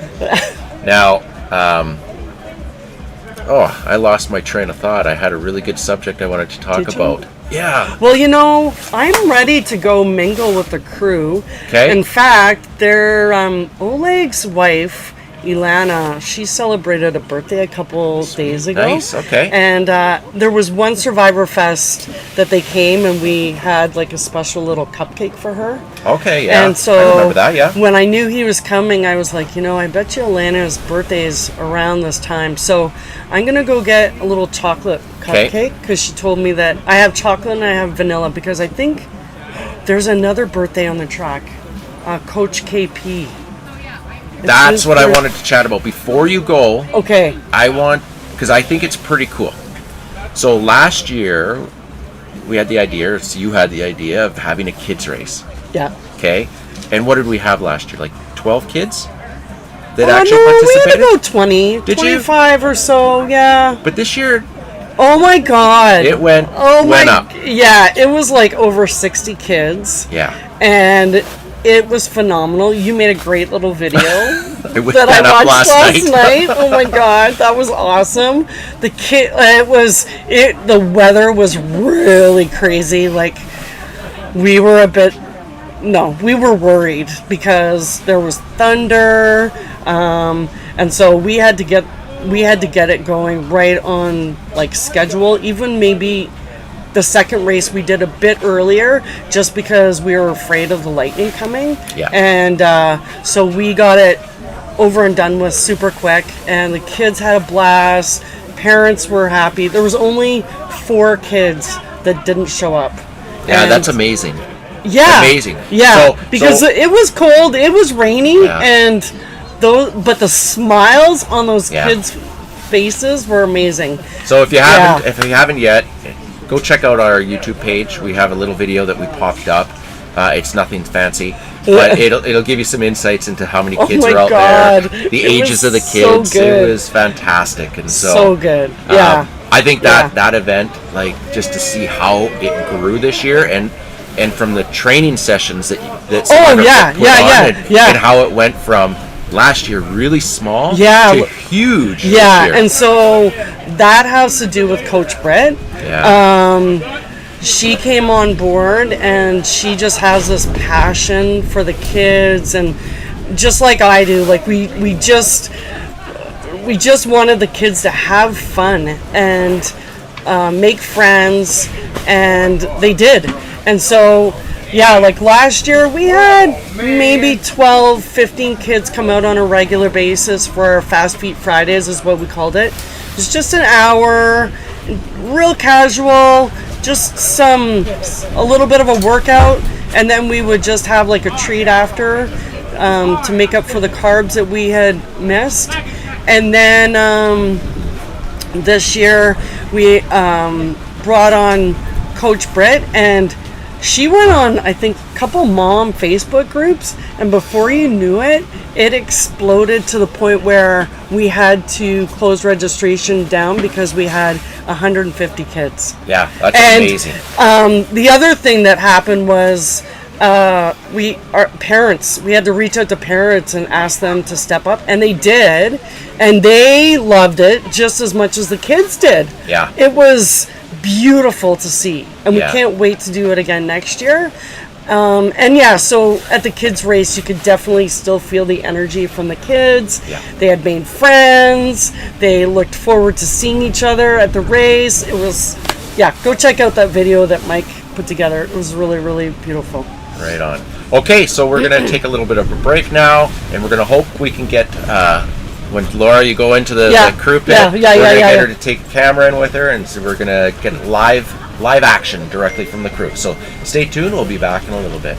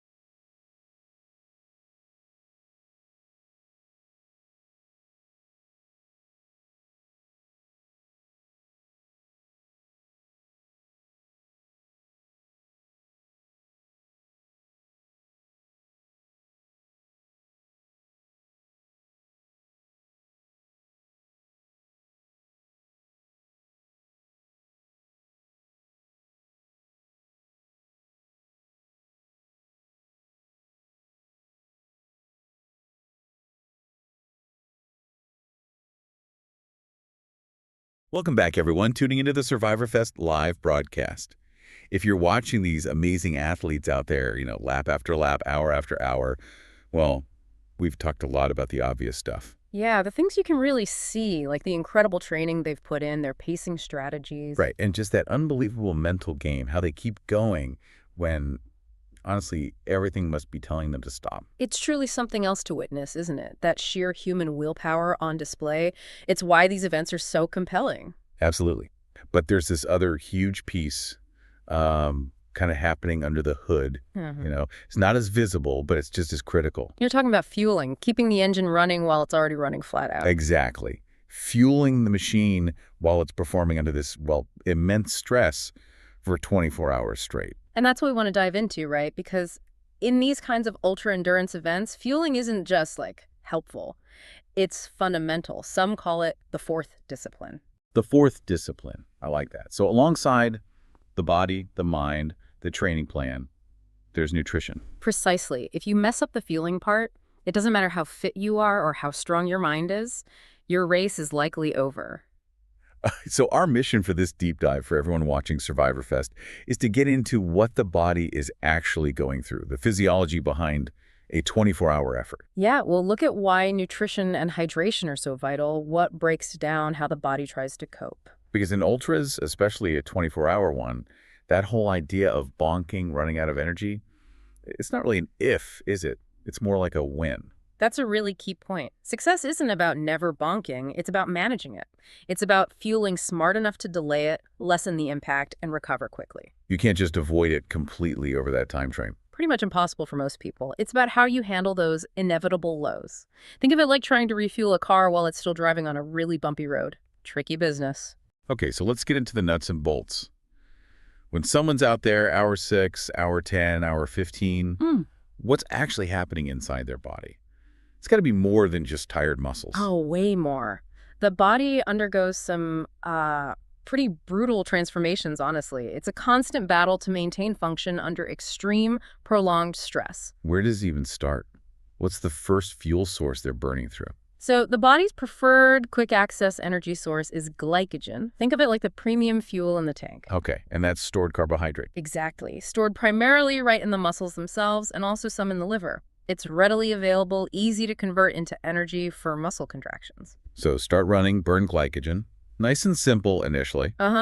That's what powers those first few hours, gives you that feeling of having good energy, holding a solid pace. But how long does that actually last in something like this? A 24-hour race? Well, that's the kicker. Even for a super well-trained, well-fueled athlete, those glycogen stores are surprisingly limited relative to the demand. You're looking at maybe 2, perhaps 3 hours of moderate to hard effort before those muscle glycogen stores get significantly depleted. 2 or 3 hours. That's barely the start of Survivorfest. Exactly. And that depletion, that's the physiological basis of hitting the wall, the infamous bonk.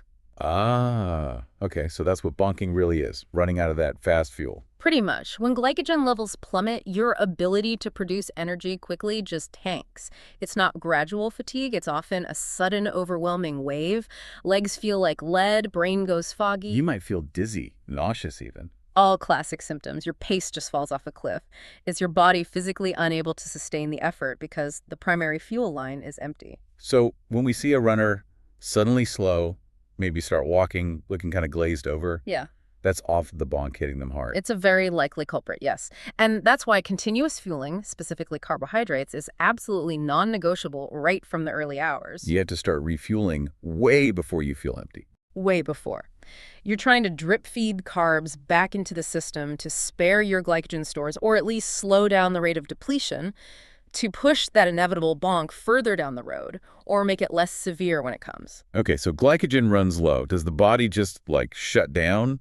Or is there a plan B? Oh, the body's incredibly adaptable. It absolutely has a backup generator. Once glycogen is running low, it shifts its primary fuel source towards burning fat. Right, we hear about athletes being fat adapted. Is that this process? That's exactly it. We all have huge fat reserves, even very lean athletes, far more potential energy stored as fat than as glycogen.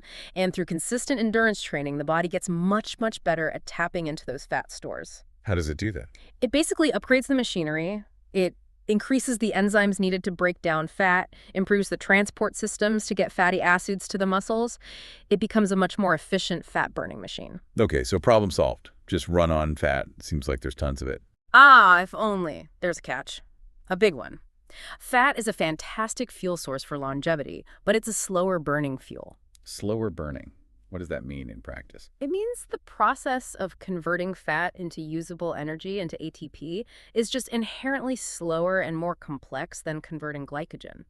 You can keep moving at a lower intensity for a very, very long time, burning primarily fat. But you can't maintain higher speeds, like pushing the pace or climbing hills. Exactly. Those higher intensity efforts require energy fast. Fat metabolism often just can't keep up with that demand. So even when you're primarily burning fat, you still need some incoming carbohydrates to fuel those faster efforts and just to keep things running smoothly. Relying solely on fat often leads to that feeling of being sluggish, unable to really pop. Okay, so it's not an either thing. It's more like the body is blending fuels, but the blend changes. Precisely. The proportion shifts dramatically towards fat as glycogen depletes, but you need to keep adding carbs to the mix to maintain a decent performance level and prevent a total energy crash. Got it. So energy stores are depleting, the fuel mix is changing. What else is the body losing out there? They're sweating buckets. Buckets is right. And that sweat isn't just water leaving the body, it's carrying away vital minerals called electrolytes. Okay, electrolytes. We hear that term a lot. What are the key ones we're losing? The big players are sodium, potassium, and magnesium. Calcium plays a role too, but sodium loss is usually the most significant concern in endurance events. The sodium, like salt. Yep, good old sodium chloride. And these aren't just minor components, they are critical for basic bodily function. Like what? What do they actually do? Well, sodium is crucial for maintaining fluid balance between your cells and your bloodstream. It's essential for nerve signal transmission, literally how your brain tells your muscles to contract, and for the muscle contractions themselves. Okay, that sounds pretty important. Absolutely. Potassium is also vital for muscle function, nerve signals preventing cramps. Magnesium is involved in hundreds of processes, including energy production and helping muscles relax. So if you're sweating out liters and liters and only replacing it with plain water, what happens? That's where things get dangerous. You start diluting the electrolytes remaining in your body fluids, especially sodium. If sodium concentration drops too low relative to your body water, you risk a condition called hyponatremia. Hyponatremia, I've heard of that. It's serious, right? Extremely serious. It's a medical emergency. Remember sodium's role in nerve function. Low sodium screws that up. Symptoms can range from confusion, headache, nausea. Things that might easily be confused with just fatigue or bonking. Exactly, which makes it tricky. But it can progress to seizures, coma, and can even be fatal. This is why just chugging plain water for hours on end in an ultra is a really bad idea. You must replace the electrolytes, particularly sodium. Wow, so that craving for salty chips or pickle juice you sometimes see, that's the body screaming for sodium. It's a powerful physiological drive. Your body knows it needs that sodium to keep functioning correctly. Proper hydration in ultras is about fluid and electrolytes. Okay, so energy is dwindling, fuel mix is shifting, electrolytes are being lost. But even if you have the perfect concoction of carbs and electrolytes ready, getting it in and processed seems like another massive hurdle. You've hit on maybe the single biggest challenge for many ultra runners: gut fatigue, gastrointestinal distress. Your stomach basically rebels. Why? Why does the digestive system start malfunctioning like that? It's mostly about blood flow. During intense, prolonged exercise, your body is smart in a way. It prioritizes sending oxygen-rich blood to the muscles that are doing the work: your legs, your heart, your lungs. Okay, makes sense. But to do that, it has to divert blood flow away from systems deemed less immediately critical for survival. And unfortunately, the digestive system's stomach, intestines, is one of those areas that gets shortchanged. So less blood flow means the gut just can't do its job properly. Exactly. Digestion requires good blood supply for enzyme delivery, muscle contractions to move food along, motility, and nutrient absorption. Reduce the blood flow significantly, and the whole process slows down or shuts down. Food and liquid just sit there. Leading to? All the symptoms ultra runners dread. Nausea, feeling incredibly bloated, vomiting, sometimes suddenly and violently, and often diarrhea too. It's incredibly common. And if you can't keep fuel down, or even get it in, Then you're in a death spiral. You desperately need the calories and fluids, but your body physically prevents you from getting them or absorbing them. It's one of the top reasons people DNF did not finish these races. Man, it really is a physiological battlefield out there. Depleted energy, electrolyte loss, a rebellious gut. It paints a picture, doesn't it? It's not just about running, it's about managing this internal chaos. Okay, so given all these challenges, what do runners actually need to be taking in hour after hour to counteract all this? Right. What's the nutritional game plan? It really boils down to consistently replacing 3 key things: carbohydrates, electrolytes, and fluids. That's the essential triad. Right, let's break that down. Carbs first, the primary fuel. How much are we talking about per hour? The general target, and this varies a lot, is somewhere in the range of 200 to 400 calories per hour, primarily from carbohydrates. 200 to 400 every single hour. For 24 hours, that's a lot of eating while running. It's a huge amount. If you average 300 calories an hour, that's 7,200 calories just during the race. And achieving that consistently is incredibly tough, especially when the gut starts acting up. And does the source matter? Gels, chews, real food? The focus is usually on easily digestible sources. Early on, many rely on gels, chews, and sports drinks because they deliver sugar quickly. But as the race progresses and gut fatigue sets in, many athletes shift towards more palatable, sometimes simpler, real foods. Like what kind of things? Boiled potatoes with salt are hugely popular. Bananas, watermelon, sometimes rice balls, pretzels, maybe even soup broth later on. Things that provide carbs but are relatively easy on the stomach. The key is finding what you can tolerate hour after hour. Okay, carbs sorted. What about electrolytes, especially that crucial sodium? Yep, sodium replacement is critical.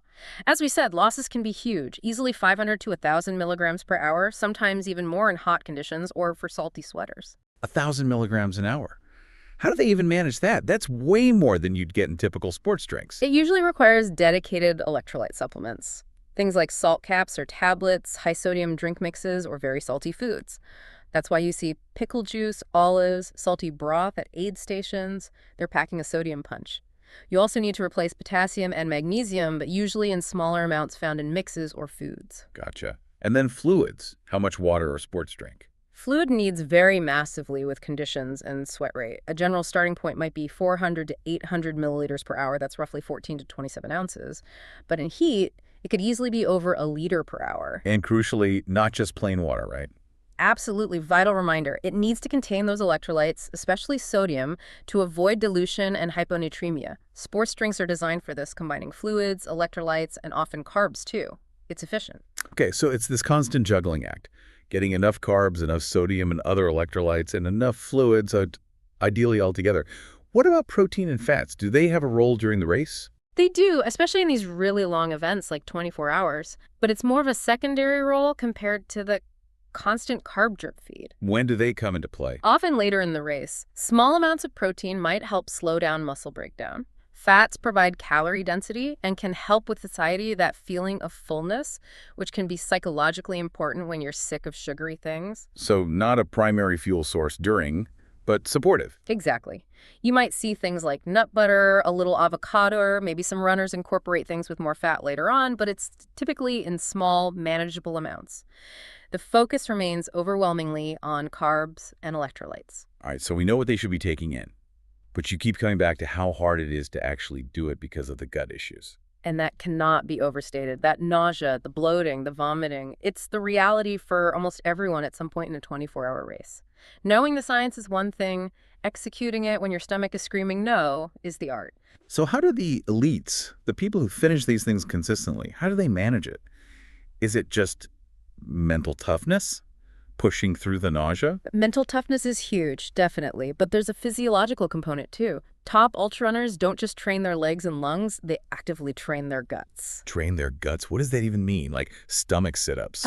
Not quite. It means deliberately practicing eating and drinking while running during their long training runs, often at race intensity or close to it.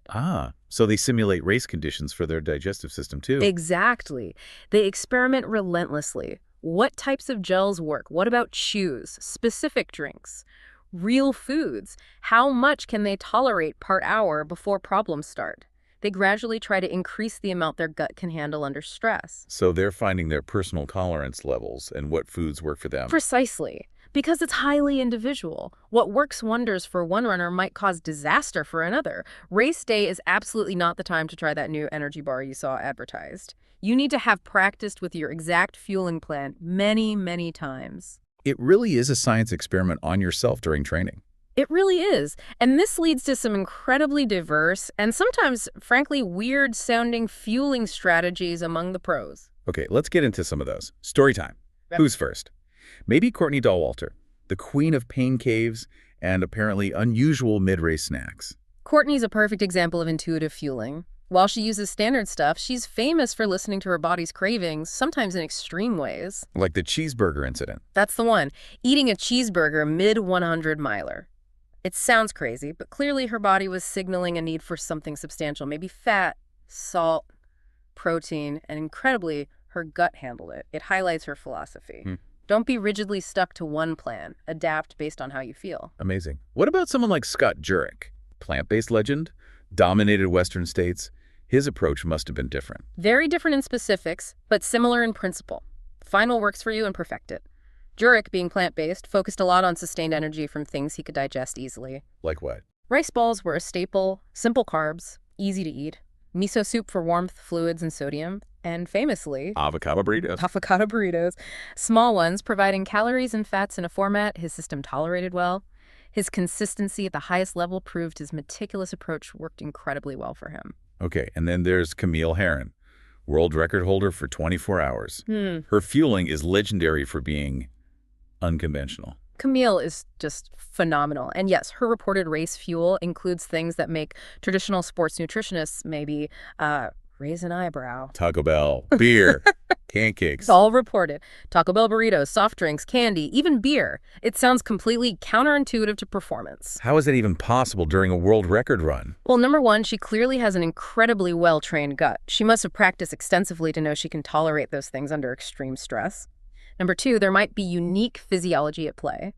And number three, her positive mindset is relentless. She finds things she enjoys and that work for her, however unconventional. So the lesson isn't eat Taco Bell, run fast. Definitely not. The lesson is find your fuel, whatever it is, and train your gut relentlessly to handle it during training. Test, test, and test again. What works for Camille or Courtney or Scott is unique to them. It really drives home that personalization and the importance of gut training. It's not just optional. It's absolutely essential. And this ability to fuel, combined with years of training, leads to some amazing physiological adaptations in experienced ultrarunners. Right, you mentioned the body adapts. How does it change to handle these insane distances better over time? The big concept is improved metabolic flexibility. The body just gets way better at using fuel efficiently and switching between sources. Okay, how? What actually changes? Well, we talked about fat burning. Experienced runners become much, much better fat burners. Their bodies learn to access and utilize those vast fat stores more readily and at higher intensities than untrained individuals. So they can conserve that precious glycogen for longer. Exactly. They spare glycogen by burning a higher percentage of fat, even at relatively faster paces. Another huge adaptation is increased mitochondrial density. Mitochondria. Those are the energy factories in the cells. That's right. More mitochondria and more efficient mitochondria means a greater capacity to produce energy aerobically from both carbs and fats. Your engine literally gets bigger and more powerful at the cellular level. Wow. And does the gut adapt too, beyond just tolerance? Yes. That gut training we talked about seems to lead to genuine physiological adaptation.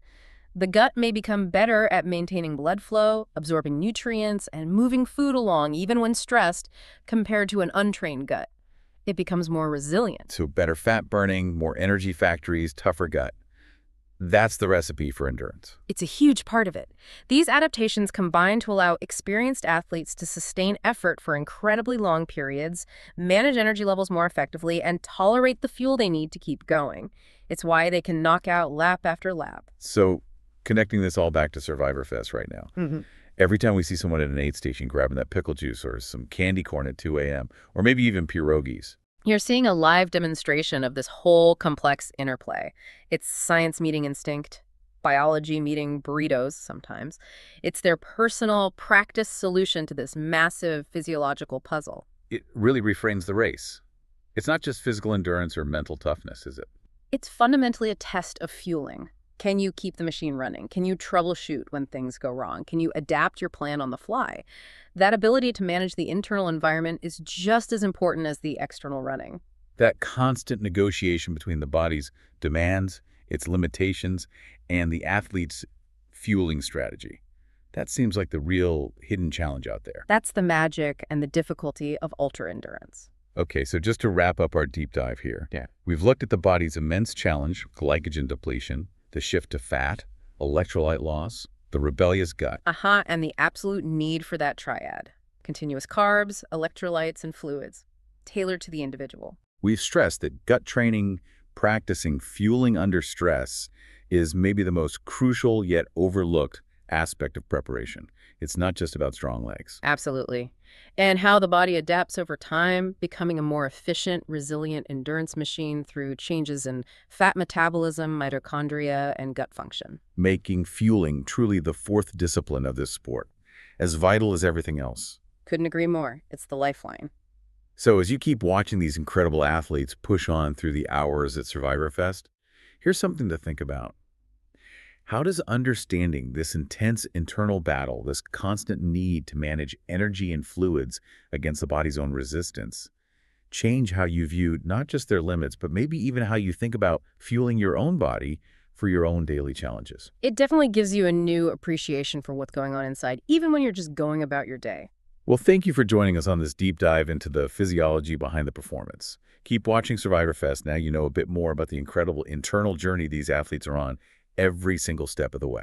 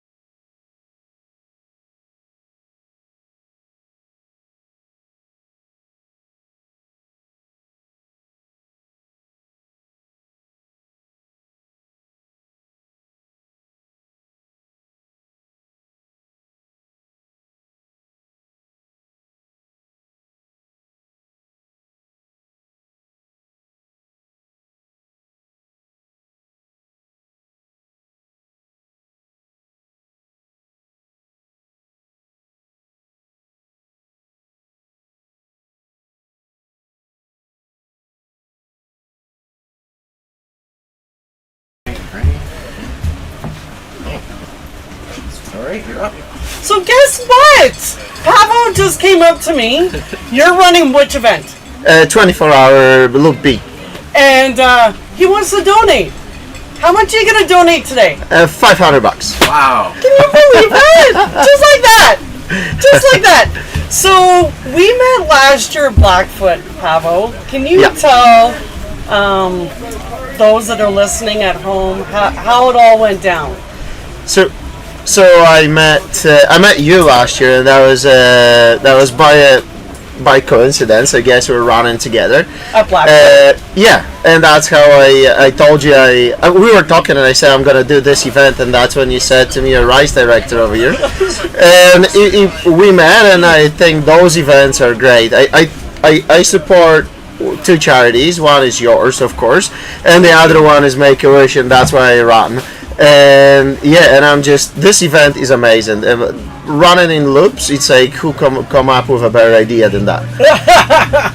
Well, I thought it was really, really crazy, but it was it's cool that you say that, because when I first came up, when someone came to me with the idea of let's do a timed running event here in Sherwood Park for 24 hours, and then we picked out the venue. This was we looked at 3 different venues, and this venue was the one that I least liked. I was like, this is crazy. And so then we started planning it, and then I started researching a little bit about timed running events, because there's actually not that many here in Canada. And I started learning about, they're very social running events, and they actually have a huge following down in the States. And I was like, okay, that's interesting.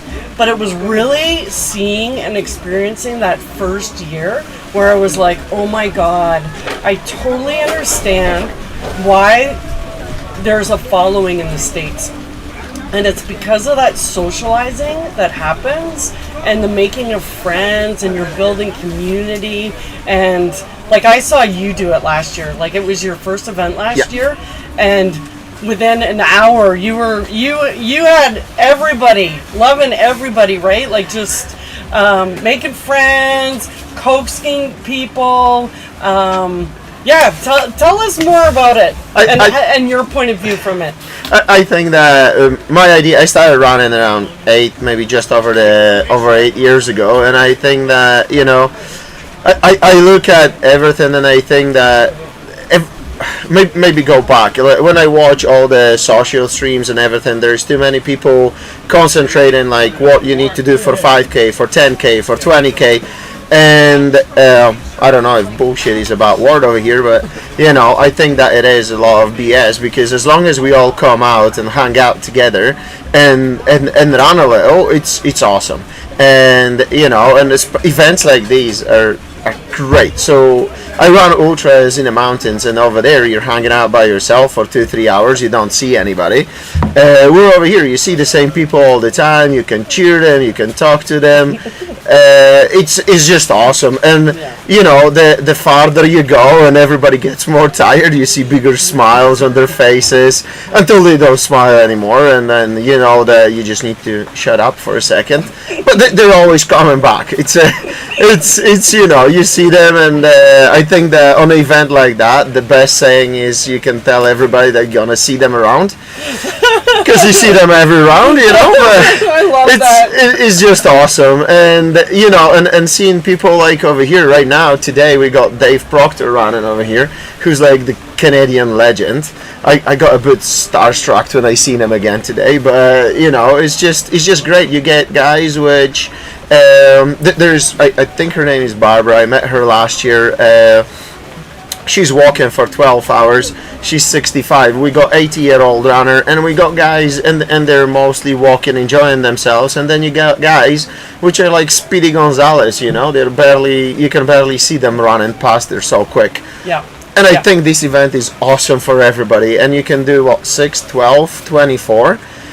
Even if you sign up for 24 and you feel like going for 8 hours nap in a hotel, just come and do it. You still got other 16 hours to do whatever you want. You want to do 5K in 24 hours, just do it. We're all gonna cheer on you, and I'll high five you on every round.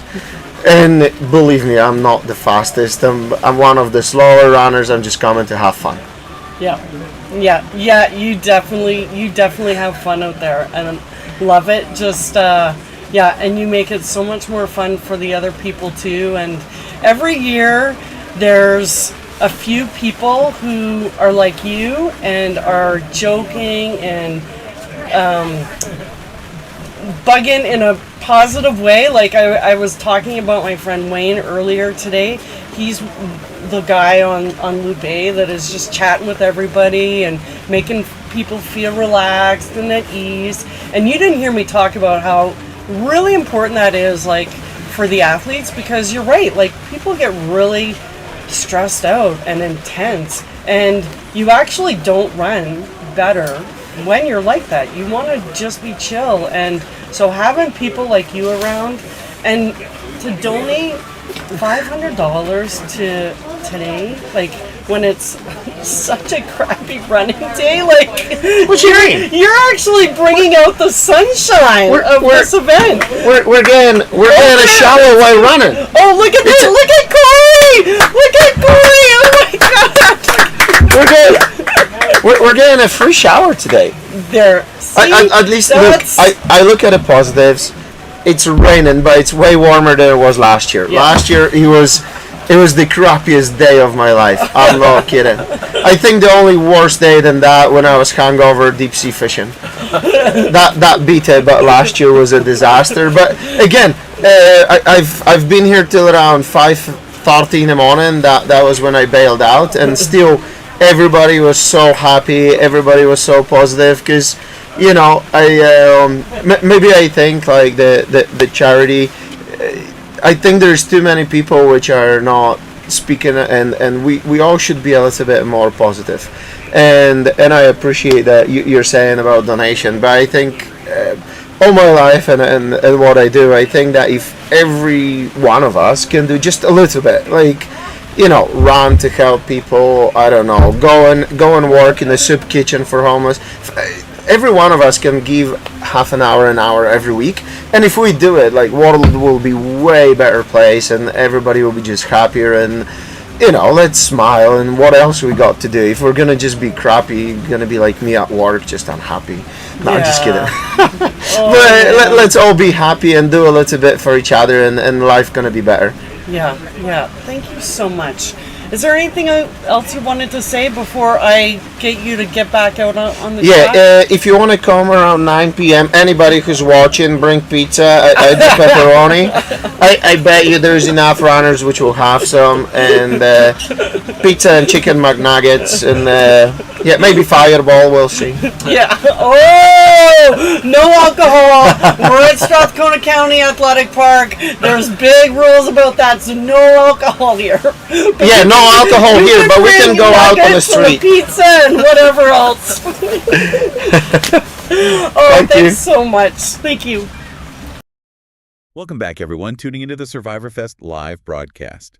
If you're watching these amazing athletes out there, you know, lap after lap, hour after hour, well, we've talked a lot about the obvious stuff. Yeah, the things you can really see, like the incredible training they've put in, their pacing strategies. Right, and just that unbelievable mental game, how they keep going when, honestly, everything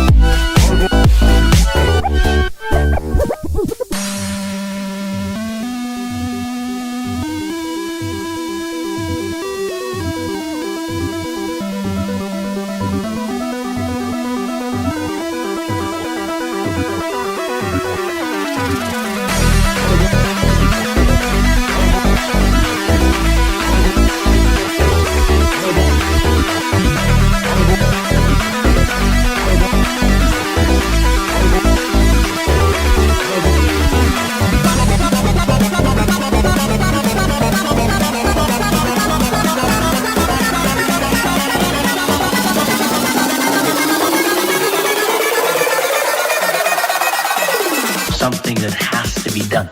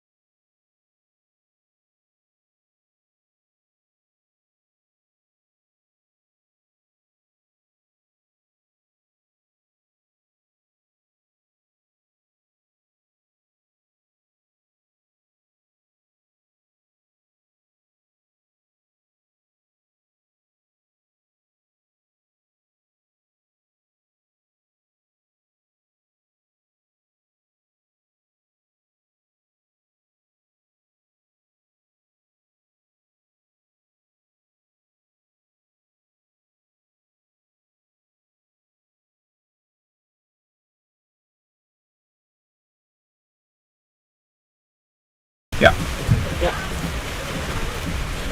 Okay, welcome back. I'm joined with Reed. Hey Reed, there. welcome, Reed. Yeah, so, thanks for having me. You're one of the athletes that are doing the 24-hour relay today.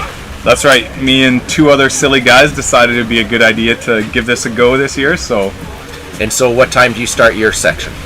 So I ran this morning from 9 to 11. I'll be back on from 3 to 5. That's our strategy. We'll do 2-hour blocks for the first 12, and then we'll switch to 1 hour through the night. So awesome. And is this your first time doing Survivorfest? It is, yeah, first time. So I've run a marathon and a 50K, but other than that, nothing like this. So this would be the most time on feet ever for me, yeah. Well, you got great conditions today for it's perfect for a run, right? Like I told my wife, she's like, I'm gonna come out with the kids. I'm like, it's great running condition. It's terrible spectator condition. It is terrible. Yeah, so for all you guys watching from home, it is raining pretty good right now, pretty steady, but we're just checking the weather, and it should hopefully lighten up here in the next half an hour, so hopefully just in time for your next section, just to stay a little bit drier. Fingers crossed. So tell us a little bit about yourself. So what do you do? How did you get into running, and what sparked your interest in Survivorfest? Yeah, well, I mean, I think the running thing, maybe 7 or 8 years ago, my buddy Colin, who's also on the team, I think it might have been a New Year's Eve party, and he said we should run a marathon next year, and after 6 or 7 beers, that sounded like a good idea. So that kind of kicked off the running career. Mostly just trying to do it, maintain some fitness, that kind of thing. And again, same guy Colin, he's super motivated. He's always running tons of races every year. So I'm just tagging along, maintaining fitness, and anytime there's a chance to do something a little extra silly and give it a go, it's good training motivation. So that's mostly it for me. That's funny. That sounds a lot like my journey to running is this exact same thing. Just getting into shape and sitting around having a couple drinks and, hey, you want to do a marathon? Yeah, sure. Why not? Why not? Sounds like a good idea. Sounds like a great idea, and you know what? Most of the time, it's a pretty good thing, right? And so you're part of a running club, right? Did I hear? Well, I don't know if I'd go quite that far, but yeah, the guys I'm running with, I mean, we come out a couple times to the track. Good. In the winter, we'll hit up Millennium, so try to do that through the winter, but that's as far as club goes. I mean, Laura's sort of like our leader, right? She comes up and makes sure we're honest and we show up, but good for her. Yeah, good for her. So she kind of dragged you into this a little bit, kicking and streaming, but she's persistent. Yeah. So it's a great race. Yeah, I don't know. Have you even been here? Have you come out and taken a look? But I haven't. No, I've never been out here. I mean, I sort of heard about it again. Yeah. My friend ran the 6 hour last year, or at least started the 6 hours last year. I heard it was even worse conditions. It was brutal last year. We can't complain. Yeah. What about yourself? Actually, I haven't gotten into that. So you do a bunch of running yourself? I used to. So I started around 10 years ago, same as you, is just getting in shape, and I went from the marathon. I started with marathons, and actually my first race ever was the Banff Jasper Relay. So anyone out there that wants to get in running, that other than this race, it's probably my favorite race out there. It's just beautiful. So I did it last week for I think the 13th time. Nice. Not big distances, but started with that. Went into the marathon scene. Would travel around doing marathons, trying to get those big, personal bests, and started really improving. And then, once again, a few of us were sitting around, running club that I was part of, were sitting around talking about Sinister 7. They're like, hey, let's put a relay team in. Sure, let's do it. Which leg did you get? Well, funny story, we couldn't get a team. So we said, well, let's just go solo. How hard could these long distance running be? It's kind of like just walking, right? Well, I learned very early in that race, Sinister 7, I finished the 3rd loop, and I'm like, this is the most ridiculous thing that I've ever done. Just ruthless. And I'm never doing it again. Yeah. And so as I'm sitting in my tent, feeling sorry for myself after that race, I thought to myself, oh, I didn't give myself a chance to succeed. And so I trained. I learned about the ultra marathon sort of scene, how you should prepare for it, the nutrition, the training, the mental side of it. And I did it the next year, and I completed it. Oh, amazing! And so I did the next 6 years of ultras, and I loved it. But yeah, now I've taken kind of like a little bit of a step back, and I run just for kind of fun now. For fun, yeah. So I tend to not run much more than maybe 10, 20K at the most, and I'm really enjoying it. I think that's kind of the nice thing about the scene is like, I find myself, I can get a little obsessed, right? You Yeah. get like training for something like this, you're super motivated. Yeah. It sort of becomes life, and that's a good place to be, but I like Yeah. that I can duck out of it. Yes. And just rest, enjoy whatever, whether it's summer, winter, spend time with the family. But exactly, yeah, it's kind of always there, right? It's always there. Whatever goal you want to set. Yeah. I mean, there's the motivation to do it, and it's such a good community. Yeah. From what I've seen. So. And having a couple friends that you have a good opportunity to get out there with and run. That's what it was always such a good motivator. It's just, maybe there's days I didn't want to go, and they'd be like, let's go. That's all I needed, and I was out there. Man, that is definitely the truth. So Tuesday and Fridays I mentioned, 5 a.m. at the track right here. And I think if I'm running solo before work, I'm probably like 1 out of 10 that I make it. Yeah. 9 out of 10 I'm like hitting snooze, it's not happening. So I don't know how you guys get up at 5:30 to do that. Well, I don't either. I'm not a morning, like my buddies are who do it. Yeah. But I mean, that's the motivation, right? The alarm goes, I've committed. They're expecting me. They're expecting you. Get out of bed and go do it. So. You don't want to let them down. No, so I think that is quite key as well. I don't know how people do it just in their own sort of will and determination. Yeah, exactly. Well, it takes a lot of dedication to do. It does, but, yeah. Yeah, right on. And so what else do you do on the side? Did you... Well, I have 3 kids, so right? 10, 6, and 3. Wow. Obviously, they're in like sort of peak sports in life. So my daughter does acrobatic gymnastics, which is she puts my running to shame. I think she trains 12 hours a week. So whatever I'm doing for running pales in comparison. Both boys are in soccer now, so I mean, honestly, between work and chasing kids around and trying to get some running in, that's about life, right? That was at this stage and things. So how about yourself? I got 2 daughters. Okay. I got one daughter and my wife working the aid station right now. And the other daughter, she just got her driver's license a couple months ago. So that's so I don't have to run anymore because my heart rate goes pretty high whenever she goes out for driving now. So you hear that's key, right? Like once your kid can drive themselves, you just you have more free time now. You have more free time, I guess. Yeah, you're not chauffeuring them around, but it's also like from a transition period when you're like going non-stop with your kids, taking them to soccer, gymnastics, and then one day. My youngest still plays soccer, so that's good. But then one day it stops, and you're like, "Oh man, now what do I do?" So I better start running more. Better start running a little bit more, and so that's kind of how it worked out. Just recently, I got more into running again and started running the longer distances because I had a lot more free time. Exactly. And so there's always motivation, right? You just go, okay, now I can fill that void, and what's next? So what's next is right. Awesome. So you got 3 guys doing this, and you're swapping off every 2 hours. Yeah. And so each one of you gets a night shift. Oh yeah, a few night shifts. I'm trying to think what all I know is my schedule might work out perfectly where I get to watch the Oilers game. Yes. Because they'll be doing their 2-hour shift still, and then we'll switch to the 1 hour. So I think everyone's gonna have a couple in the dark. Yeah, that's good. And are you guys sticking around at the track while the other guy runs, or are you gonna try and get a little bit of shut-eye in the morning? We've got a couple tents that we'll drag out. We're hoping for a bit of reprieve in the weather to set them up. So, I mean, we're talking. I've not done something like this, so there's motivation to maybe catch a bit of sleep. But I mean, 2 hours off goes pretty quick. I think by the time you change, eat something. So we'll see. Yeah, try to get the nutrients in, get your water, and get hydrated, and then by then you're ready to go. And you don't want to cool down too much. Yeah. Right? Everyone's asking me, what's your plan? I'm like, okay, we've laid out a plan. Yeah. It's probably not going to go that way, so don't hold me to it. We'll experience this together and see how it goes. So. Well, it should be awesome. And like we were looking at, around 9 o'clock, it looks like the rain is going to completely stop. That's the sweet Still spot. Be overcast, so hopefully it warms up a little bit for you guys and you have a good night. Yeah, I hope so as well. How late are you kicking around for? We'll see. I'm usually here around 9 or 10 o'clock, and then I'm back here first thing, 7:30, getting this thing going again. Okay, nice.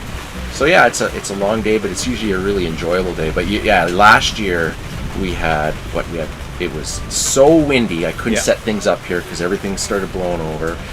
We had snow. It was cold. I heard it was just miserable. Yeah, I'm cold right now, but yesterday was bone-chilling cold. So this is beautiful. So don't complain. Don't complain. Yeah, that's right. Could be worse. But in previous years, it's been really, really hot. Is that right? So So you don't know what you're going to get here. No, I think from a running perspective, I can't complain. This is pretty much ideal. Yeah. So it's pretty great. Well, thanks for Hey, stopping no, I by. appreciate it. And good luck, and we're going to be cheering you Thanks guys so on much. when you're out there. And yeah, thanks for supporting Survivorfest. Appreciate it. It's Neg Thank you so Media. much. Thanks for volunteering. And hopefully you get out to those 5 o'clock morning runs. Yes. Keep Maybe doing not. that. Maybe not for a few weeks. Right on. Okay, thanks. Good luck.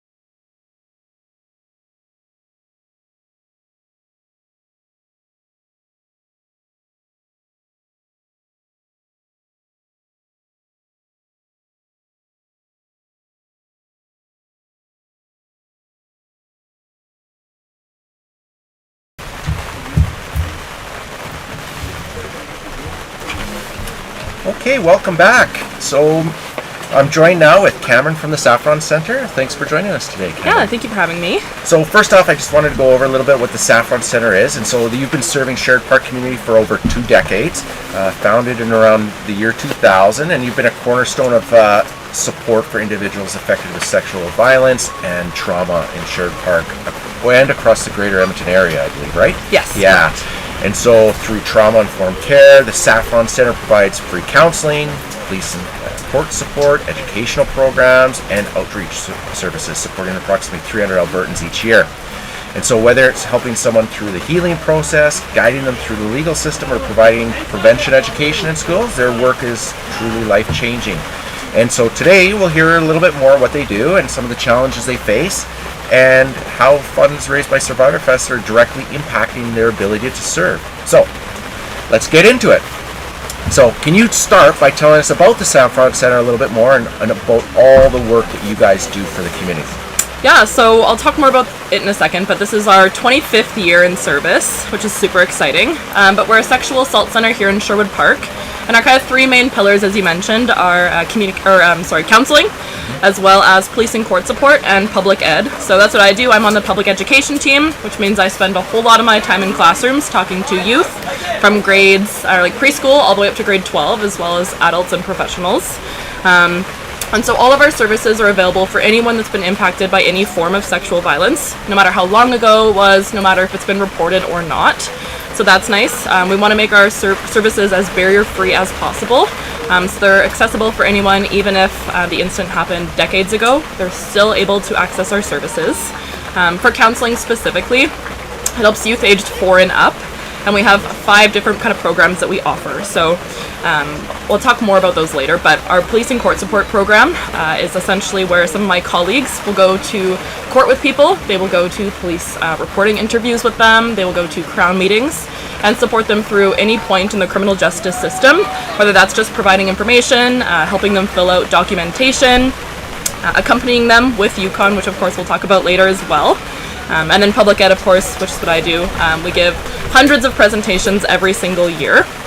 And again, we'll talk a little bit more about that later, some of those numbers. But when we talk about some of the stats and why the work that we do is so important, sexual violence-related crimes are seeing higher reporting rates. From 2022 to 2023, some forms of sexual violence saw a 59% increase. Wow. So it's unfortunately on the rise, and an estimated 1.8 million Albertans, or about 43% of our population, have been personally impacted. They've experienced sexual violence at some point in their lifetime. So almost half of our population. Yeah, those numbers are shocking.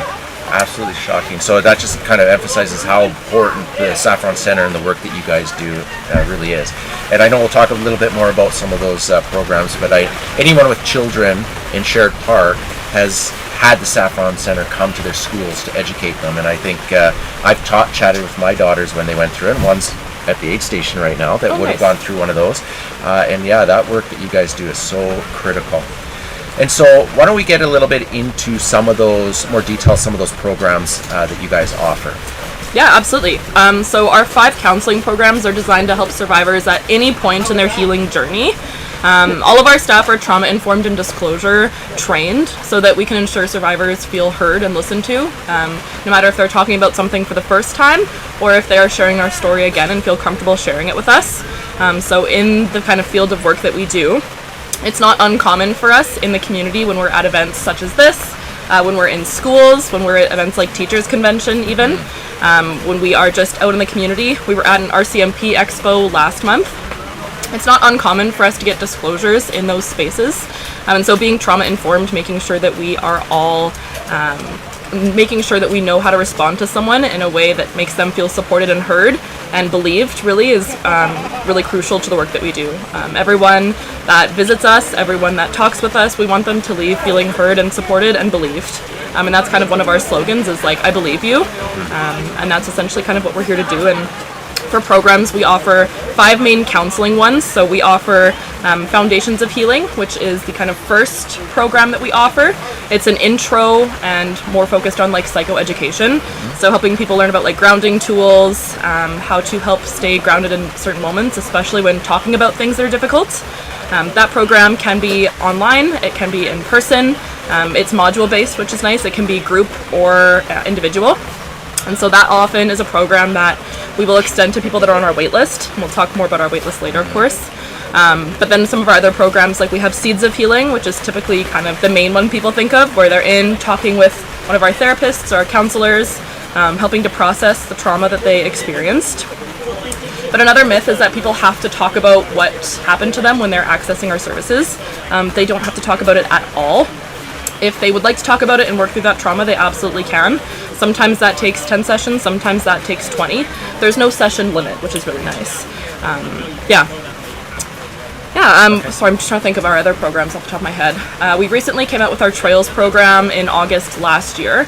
And so that program is for children exhibiting problematic sexual behavior. So it's for youth aged 4 to 11. And sometimes there's this myth that youth that are exhibiting that behavior have experienced some sort of abuse themselves. And sometimes that's the case, but it's not always the case. Sometimes it just comes down to not understanding boundaries, and that's part of why the education piece of what we do is so important, is offering that preventative education and hoping to prevent anything before it happens. Either helping people advocate for themselves and their boundaries and teaching kids about safe versus unsafe touch and teaching them that if they ever felt uncomfortable, unsafe, there's always a trusted adult they can talk to. And I think one of the programs that my daughter went through was internet. You talked about internet safety, which obviously is, I think, got to be a huge piece of just preventable, I guess, education program. So, yeah, awesome. Now, can you share any stories about any moments that really demonstrated the kind of impact that Saffron has on someone's life? Yeah, absolutely. So speaking specifically from public ed, so I've got some numbers written down here. We give around 600 presentations each year to, again, that variety of ages, a variety of different classrooms in and around Sherwood Park, like Edmonton, St. Albert. We've gone to Vegreville, service the area. And so after our presentations for grades 7 to 12, we have an anonymous feedback survey where they can share if there's anything they would have liked to talk more about, if there's anything they felt was missing. And so some of the feedback we've gotten from that.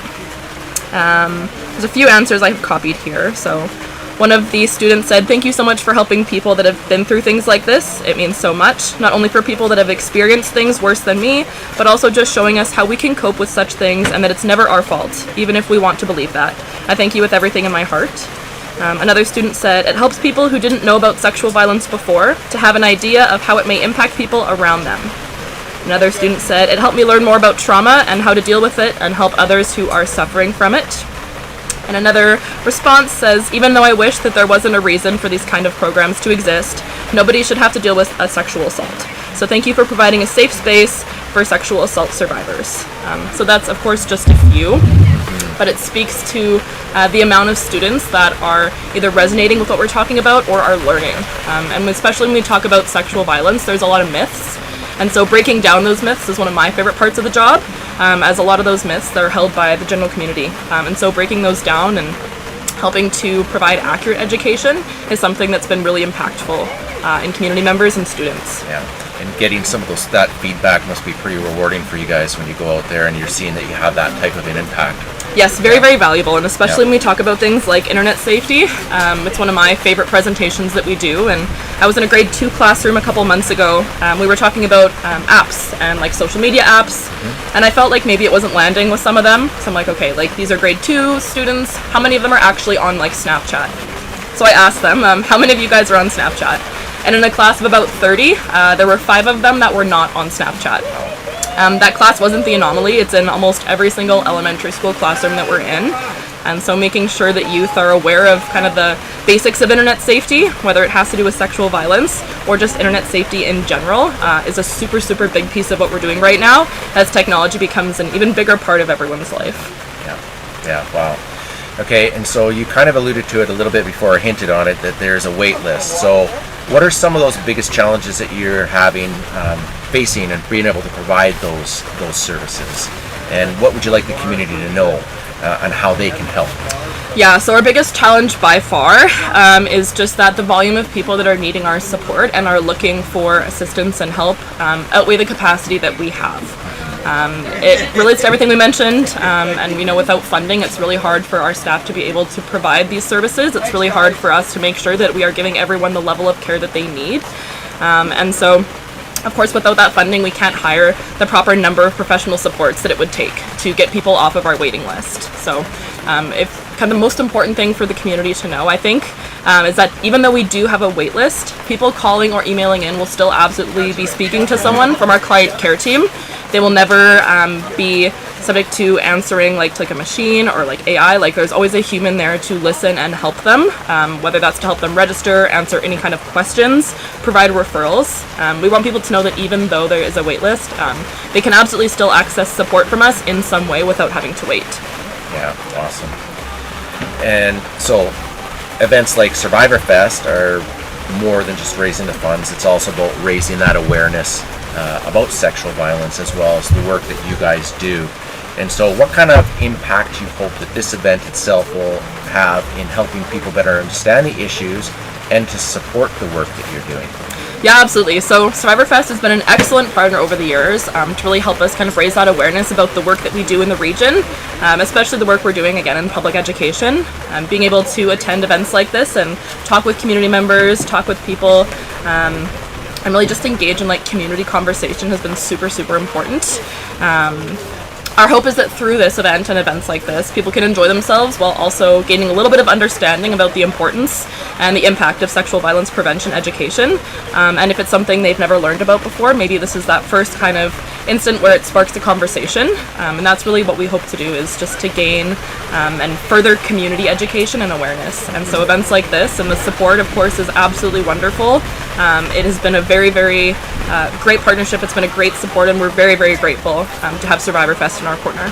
Yeah, and we have a lot of returning athletes, and we hear it all the time about one of the reasons they come back is just the important work that Saffron does and how they want to be part of contributing to allow you guys to do what you need to do. So we hear it all the time, so it's really good.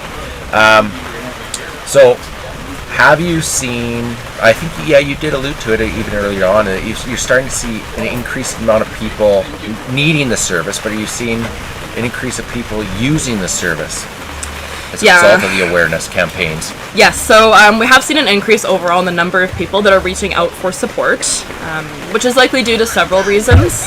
One of them mainly due to like the destigmatization and the conversation around it. And the fact that people realizing that something that happened to them was not okay. A lot of the education that happens there is sometimes people don't realize that what they experienced was maybe a sexual assault, and we'll never label that. Sometimes in classrooms we'll get questions like, well, would this count? And I'll always say, like, I can absolutely tell you if it would legally fit the definition, but I won't label your experience for you. I can absolutely provide information and resources. But sometimes that's kind of what's happening, especially with the Me Too movement. There was a real shift in conversation around it and that destigmatization, and so that can be a reason for that increase and that kind of spike. But this year in particular, our call volume has gone up significantly, and we are constantly working on meeting the needs of everyone who's on our wait list as best as we can, despite the fact that it is a high right now. And again, even though it is high, we are of course still here for people to access and support, and we are still a support despite the wait list. And so over the years, Survivorfest has been able to raise $27,000 to go towards the Saffron, which is just a fraction of what you guys need. But can you give us an example of how some of those funds raised have gone to some of the programs, or what programs? Yeah, absolutely. So all funds raised from Survivorfest go directly into things like service delivery, as well as supporting the well-being of the people that we serve. So, for example, in previous years, some of the funds that were raised here went to buying toys for our play therapy room, where we see youth aged 4 and up. It can be used to help clients and therapists purchase tools, things like fidgets, notebooks. Essentially, when we look at funds, it can be difficult to sustain programs and services with all the things that we need. And sometimes it can be difficult to make sure that we are always staying on top and making sure that there's always objects like that for our clients. It's a relentless, never-ending kind of cost that we face. And so with the help of Survivorfest and the benefit of the money raised from Survivorfest, we can use it towards whatever is greatest needed. So this year specifically, the funds will go to supporting our clients on the wait list, increasing hours for our team to be able to call them, check in, and make sure they have what they need, in the interim before accessing trauma therapy. So this year, all the funds raised will mostly be going towards that, is making sure that we are trying to reduce our wait list where possible, making sure we are getting as many people into that trauma therapy as we can. Right on. And so, are there any initiatives or programs or upcoming events that you'd like to highlight for our viewers today? Yeah, so as I mentioned, this is our 25th year, which is awesome. So we are having a 25th anniversary gala in September to celebrate. The theme is Igniting Hope. Our theme colors are navy and gold. But we are launching a really amazing video that was taken in our center. We did a video, part of the video in schools that we were in. And so it's a really exciting event. It'll be highlighting the last 25 years and looking forward into the future. We've got an amazing keynote speaker, Amanda Lindhout, who is a best-selling author, an internationally known speaker, so we're very lucky to have her. That will be in September 25th, I believe. And tickets are on sale for that now as well, but we also are doing a WestJet ticket giveaway, so that's pretty cool. People that like to travel have been really excited about that. Some of my family members have been super excited about the possibility of this kind of raffle. So how it works is we're doing a ticket raffle. So WestJet donated 2 round-trip tickets to anywhere that is regularly scheduled and marketed by them. We also have added a $500 WestJet gift card, of course, for all those flight fees that come into effect. And so we'll be drawing this. There's only 1,500 tickets for sale, which is kind of nice, so people know that they will be, there's a high likelihood for them to win. It's not like a lottery where there's hundreds of thousands of tickets. And so that draw will be happening on the 25th at our gala, but people don't need to attend our gala to enter, which is nice. Perfect. Yeah. And how do people get tickets to the gala? Do they go on your website, or how do they go about great question. So those are available on our website. We are going to be launching our social media release of that very soon, but tickets are available on our website today, just on saffroncentre.com under events. Perfect. Right on. Okay, now I don't know how easy this will be to describe, but for people that don't really understand how the behind the scenes of an employee at the Saffron Centre, can you talk about what the typical day is like for you guys? Yeah, absolutely. So we all have different roles, but a typical day I can kind of sort of walk you through. Yeah. From the moment we open, our client care team is there to field phone calls, emails, help answer questions from community or clients. Some of the time it's people just looking for information, and we can provide that. Sometimes people are in crisis looking for immediate support, and so our client care staff makes sure that they're handling all of these things and are kind of the first point of contact for clients in the community with Saffron. Our clinical team spends their time intaking, preparing, and facilitating client counseling sessions.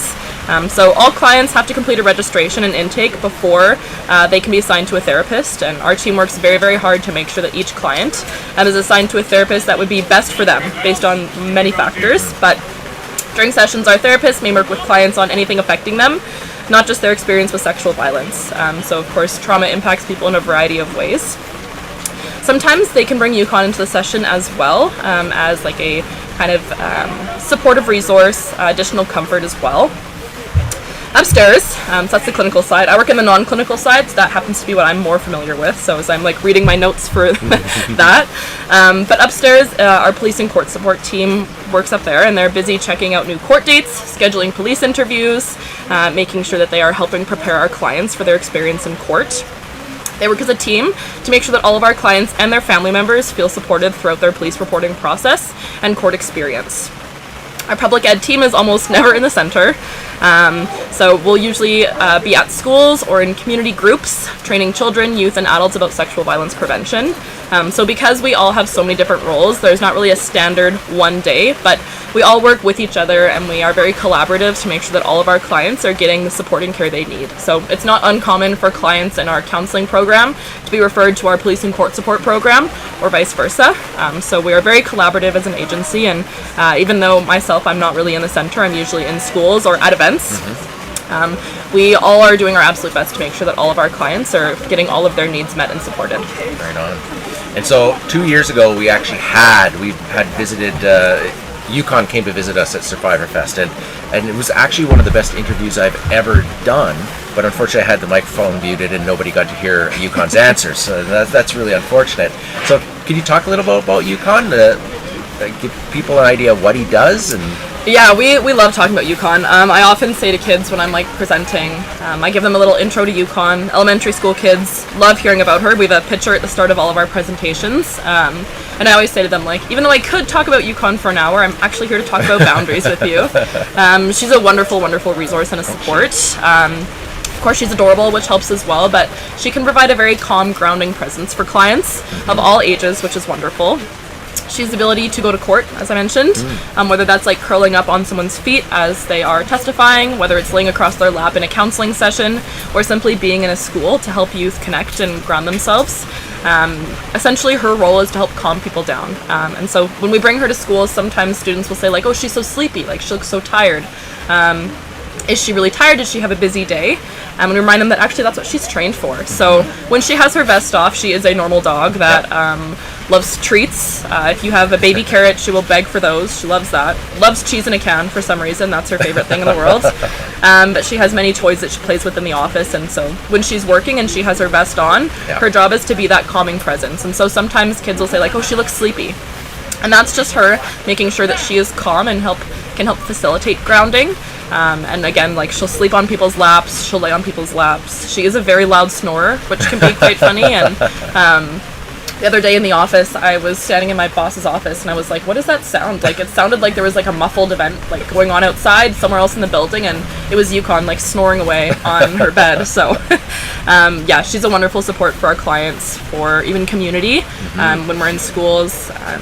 She's often the mascot of our center, despite the fact that I sometimes spend like upwards of 12 hours in a school throughout a month. Yukon is the one that they recognize. So yeah, for sure. It's wonderful that they can see her and recognize her. And we have Yukon stuffed animals that we sell as well at the center, and any clients of ours are able to take one with them complimentary, so that can be great. They have their own little Yukon to bring home with them and can help facilitate healing and grounding throughout their whole journey. And a lot of the work that you guys do is got to be very emotionally hard, like extremely hard. So, I mean, you've got Yukon there that I'm sure helps you guys as well, but what are some of those things that are in place so that Saffron ensures that their staff are helped as well through this? Yeah, there are definitely some hard days and some more difficult days, and unfortunately that's just part of the work, and it can be a kind of motivator to know that like the work that we're doing matters and is impactful and is important, but those hard days are definitely difficult, and Yukon can absolutely help. The other thing that I think surprises people is that despite the hard days, like there are good days, there is still joy. We laugh a lot. Part of that is because of Yukon. She likes to redecorate our upper office space. She'll like rip around and run in circles, and then the rug is shifted. Our upstairs armchairs are moved. At least once a day someone trips on a bone that she's like left out in the open. And of course her snoring is a huge feature. We're all quite close, and so that is a kind of great support network that we have, and the ability to debrief with each other has been really impactful, knowing that even if you've had a tough day, and we all are, maybe if we've all had a tough day, there are still people that are there to support you and debrief, and Yukon is there to cheer everyone up, put a smile on their face. We also will take Yukon for walks throughout the day, so that can be nice. She's quite guilty of just like dragging us outside to go outside though, so sometimes we'll be like, oh, like she must need to go to the bathroom. So a couple of us will take her out in a day and she'll just go and sit outside, and it's like, okay, like, all right. So that can be helpful as well. It's quite a positive environment despite the tough work that we do, and I think that's really, really important in making sure that we are able to still help our clients the best.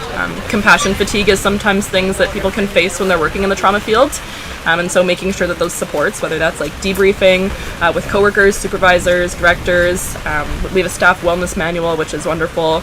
Yukon, of course, is a wonderful bonus, and just making sure that the kind of environment of our work is one that is restorative, and making sure that even when we have those hard days, even when we are dealing with tough news or tough disclosures, we kind of have a team of people that are behind us and supporting us. Yeah, having that strong team, I could imagine, just is like mandatory for some work like that. But how many people work at Saffron? So upstairs on our like non-clinical portion right now, I believe there's around 7 or 8 of us. There are 2 of us on the public ed team. We have a youth outreach coordinator, so she does a lot of work in schools. We have 3 police and court support advocates, specialists on our team, and then of course we have our supervisor who oversees that whole department, and honorary member Yukon. And then downstairs, because we frequently have a lot of students or like practicum students as well as volunteers, that number can shift. As an organization, I think we have about 30 to 35, depending on the time of year and if we have volunteers or students on, but it's typically around 30. Okay. So yeah, interesting. You have volunteers. What type of volunteer work do you have available? Yeah, so we run a lot of events throughout the year. Like we'll have our gala coming up. We had our consent event, which is a 3 or 5K run or walk. Not as intense as this. And so that's an event that we use to kind of raise awareness as well. And this year was our first year actually with like a color bombing station. So we had like a consent to be color bombed, so that was quite fun. Although my white t-shirt hasn't recovered yet. And so through events like that, there are some great volunteer opportunities, as well as in center. We'll sometimes have like client care team volunteers. And so that can look like answering phone calls, that can look like helping with admin work, helping with things throughout the center, helping with events, essentially in that capacity. Oh, right on. Well, awesome. It's been a pleasure speaking to you today. Is there anything else you want to share? No, I don't think so. I think those were some amazing questions. Thank you for compiling them. And I have a bad habit of over-talking, as that is part of my job. So thank you for giving me the opportunity to talk more about things that we're so passionate about. No, this is excellent. And yeah, everybody here at Survivorfest, they just really appreciate all the hard work that you guys do and everything that you guys stand for. So I appreciate you guys coming on. Appreciate us partnering together for this race. And yeah, I look forward to talking to you soon, and who knows, hopefully people out there, you can go to their website and sign up for the gala, maybe get some of those 50-50 tickets, and if there's volunteer opportunities, take a look at that as well. Yes, absolutely. Thank you. Thanks, Cameron.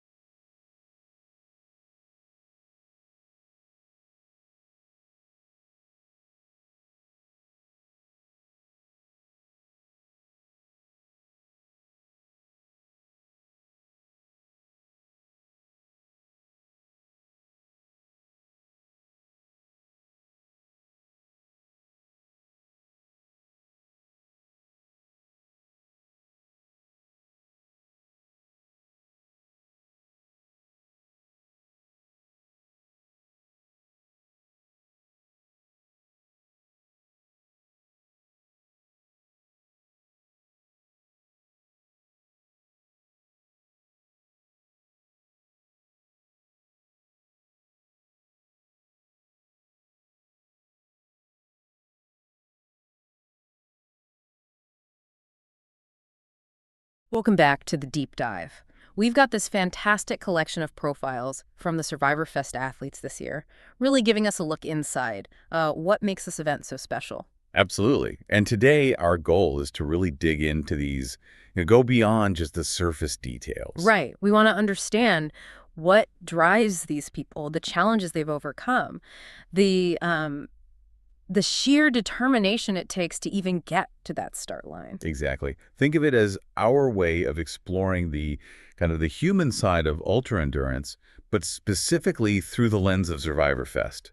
We're using the insights these athletes shared directly. The info they provided us. Yeah. And we're going to weave them together, try to pull out the key themes, the common threads in their journeys. It's honestly one of my favorite parts of covering an event like this. You get past the stats, the distances, and you start to understand who these runners are and, crucially, why they do it. And speaking of who's out there, just yesterday, we saw the future, didn't we? The kids race. Oh, that was fantastic. Nearly 70 kids, I think. Yeah, around that number. And the conditions were, well, they weren't exactly ideal, were they? Ideal. We had rain, pretty heavy at times, some lightning in the distance. And even some hail, I heard. Yeah, bit of hail mixed in. Tough conditions for anyone, let alone kids just starting out. It was pretty wild, but these kids, honestly, they were amazing. They just nailed it. They really did. Such determination, running their hearts out. It was genuinely inspiring to watch that kind of spirit. It really was. And actually, one of the profiles we have here is from a young runner who was right there in the thick of it yesterday. Right. That's Hope Silverthorne. She's 12 years old. 12. And yesterday was her very first race. Her first race ever. And she was out there in that weather, pushing through. The courage that takes, stepping up for the first time, especially when, Mother Nature isn't playing nice. It's huge. It absolutely is. We'll definitely come back to Hope's story later on. It really captures that community feel of Survivorfest, how welcoming it is. For sure. But we've got so many incredible journeys to talk about today. Athletes pushing unbelievable physical boundaries, of course. Yeah, the endurance aspect is mind-blowing. But also people navigating really profound life challenges, proving age is just a number, finding this passion kind of unexpectedly, or running for reasons much bigger than themselves. And the information we have comes straight from them, their own words about their motivations and experiences. Exactly. So we're here to basically give you, the listener, that inside look, that shortcut straight into the heart of what makes these Survivorfest athletes tick. Okay, where should we start? Maybe with those stories of incredible resilience, the comebacks. Sounds perfect. Let's dive into those athletes whose journeys are really defined by overcoming huge obstacles or just showing that endurance, that capacity can actually grow stronger with age and experience. The comeback kids and the masters of resilience, you could call them. Love it. Okay, first up in this group is Mo Bewley. He's in the 24-hour loop event. And Mo's running story, well, it goes way, way back. It really does.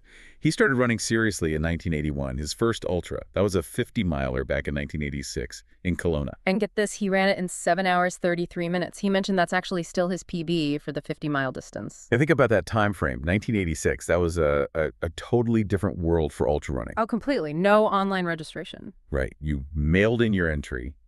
Results came in the newspaper or like weeks later in the mail.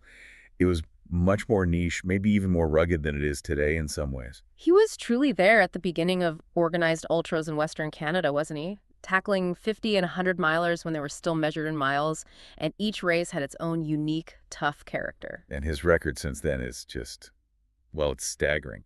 Survivorfest 2025 marks his 154th ultramarathon. 154, over 44 years of running. That level of consistency, that longevity, it's incredibly rare in any sport, let alone one as demanding as ultra running. And he's not just showing up, is he? He's still got goals. Absolutely. His pace might be different now, sure, but his motivation, still sky high. He's here at Survivorfest, specifically aiming to set a new Canadian record in the 80-year-old age category. Wow, at 80. Yep. And he speaks really highly of this event, Survivorfest, appreciates the professionalism, the way it's run, and also just the spirit of the Alberta running community. He feels a real connection there. But Mo's story, it goes so much deeper than just the running stats, the health battles he's faced. They're just incredible. They really are profound. 15 years ago, he was diagnosed with throat cancer. And the prognosis wasn't good, was it? No, he said it was basically 50-50, a coin toss for survival. But he fought it, and he beat it. Which is a blessing in itself. Then, less than 5 years ago, another diagnosis. Diffuse large B-cell non-Hodgkin's lymphoma. Just devastating. And this one was particularly aggressive, right? It hit his liver hard. Yeah, severely affected his liver, apparently reduced it to about half its normal size, which is terrifying. But the liver, it has this unique ability, doesn't it? It can regenerate. It does. It's quite remarkable biologically. And Mo somehow, once again, defied the odds. He's managing the long-term side effects now from chemo and radiation. Which can be significant on their own. Absolutely. But his perspective on all this, it's just striking. He absolutely refuses that poor me attitude. Zero self-pity. None. His focus is just constantly on gratitude, being grateful just to be here. And he's very quick to point out that, others face challenges far greater than his. His words were simple but powerful. I'm just lucky to be here. And you can see how that mindset must translate directly into racing, especially a 24-hour event. Totally. He just doesn't let doubt or negative thoughts take hold. For Mo, the real success isn't always about the pace or hitting a certain distance every single time. It's about showing up.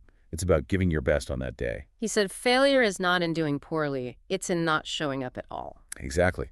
And his mantra, the phrase that clearly got him through the cancers and countless tough moments and races, just never, ever give up. Simple, but incredibly powerful coming from him. So his goals here at Survivorfest reflect that philosophy. Finish strong, represent the 80-plus category proudly, and just be an inspiration by being out there doing it. He mentioned he's proud of every finish line, which makes sense. But he did call out one early memory. Ah, yeah, the walkathon. The 1963 high school 50-mile walkathon, finished under 10 hours on paved roads. His first real taste of endurance. Amazing. And of course, the sheer cumulative achievement. Finishing 146 ultras out of 154 starts over 44 years. That's a 95% completion rate. Unbelievable. Who inspires him? He mentioned his trail buddies, the running community in general, his 3 grown kids. Who must be incredibly proud. No doubt. And really, anyone who just gets out there and gives their best, whatever their level. And he firmly believes running helped him survive cancer. Twice. He does. He credits that determination, that positive attitude, fostered through years of endurance running, alongside the medical treatments, of course. He feels they were fundamental. And that connection to nature, starting way back when he was 12, hunting. That seems to be a grounding force, too. Seems like it. And through it all, he just maintains this incredible humility, this gratitude. He put it so simply, I was born lucky, and I still feel lucky every day. What a perspective, just an extraordinary man. Okay, let's shift to another athlete whose story involves a really profound comeback, a brush with mortality. Dave Walter. He's running the 24-hour Loop B. Right. Dave's story is different from Mo's in terms of timeline. He started running much later in life, came to it off the couch, as he says, just 13 years ago, age 52. That classic progression, right? Walking, then run, walk. Exactly. Built up gradually. His first big race was the Calgary Scotiabank Marathon in 2017, also at 52. Ran it with his daughter. And he was hooked. Instantly hooked on the marathon distance, yeah. And from there, it wasn't a huge leap to ultras. He ran his first ultra, River's Edge, in 2021. Said he was encouraged by Krista Ivers. That's right. And he had a great quote about it, didn't he? Something like, once you get onto the ultramarathon road, it becomes very difficult to get off. Perfect description. So for Dave, Survivorfest is a new kind of challenge, this timed format versus a set distance. He was inspired, again, by Krista Ivers, who's had great experiences here. Okay, now Dave's story takes this incredibly dramatic turn. This really underscores that connection between running and resilience for him. Yeah, this is intense. Less than 3 years ago, September 2022, he was running a team event at the Grizzly Ultra. And he collapsed on the course. Collapsed. Suffered what's called a widowmaker heart attack.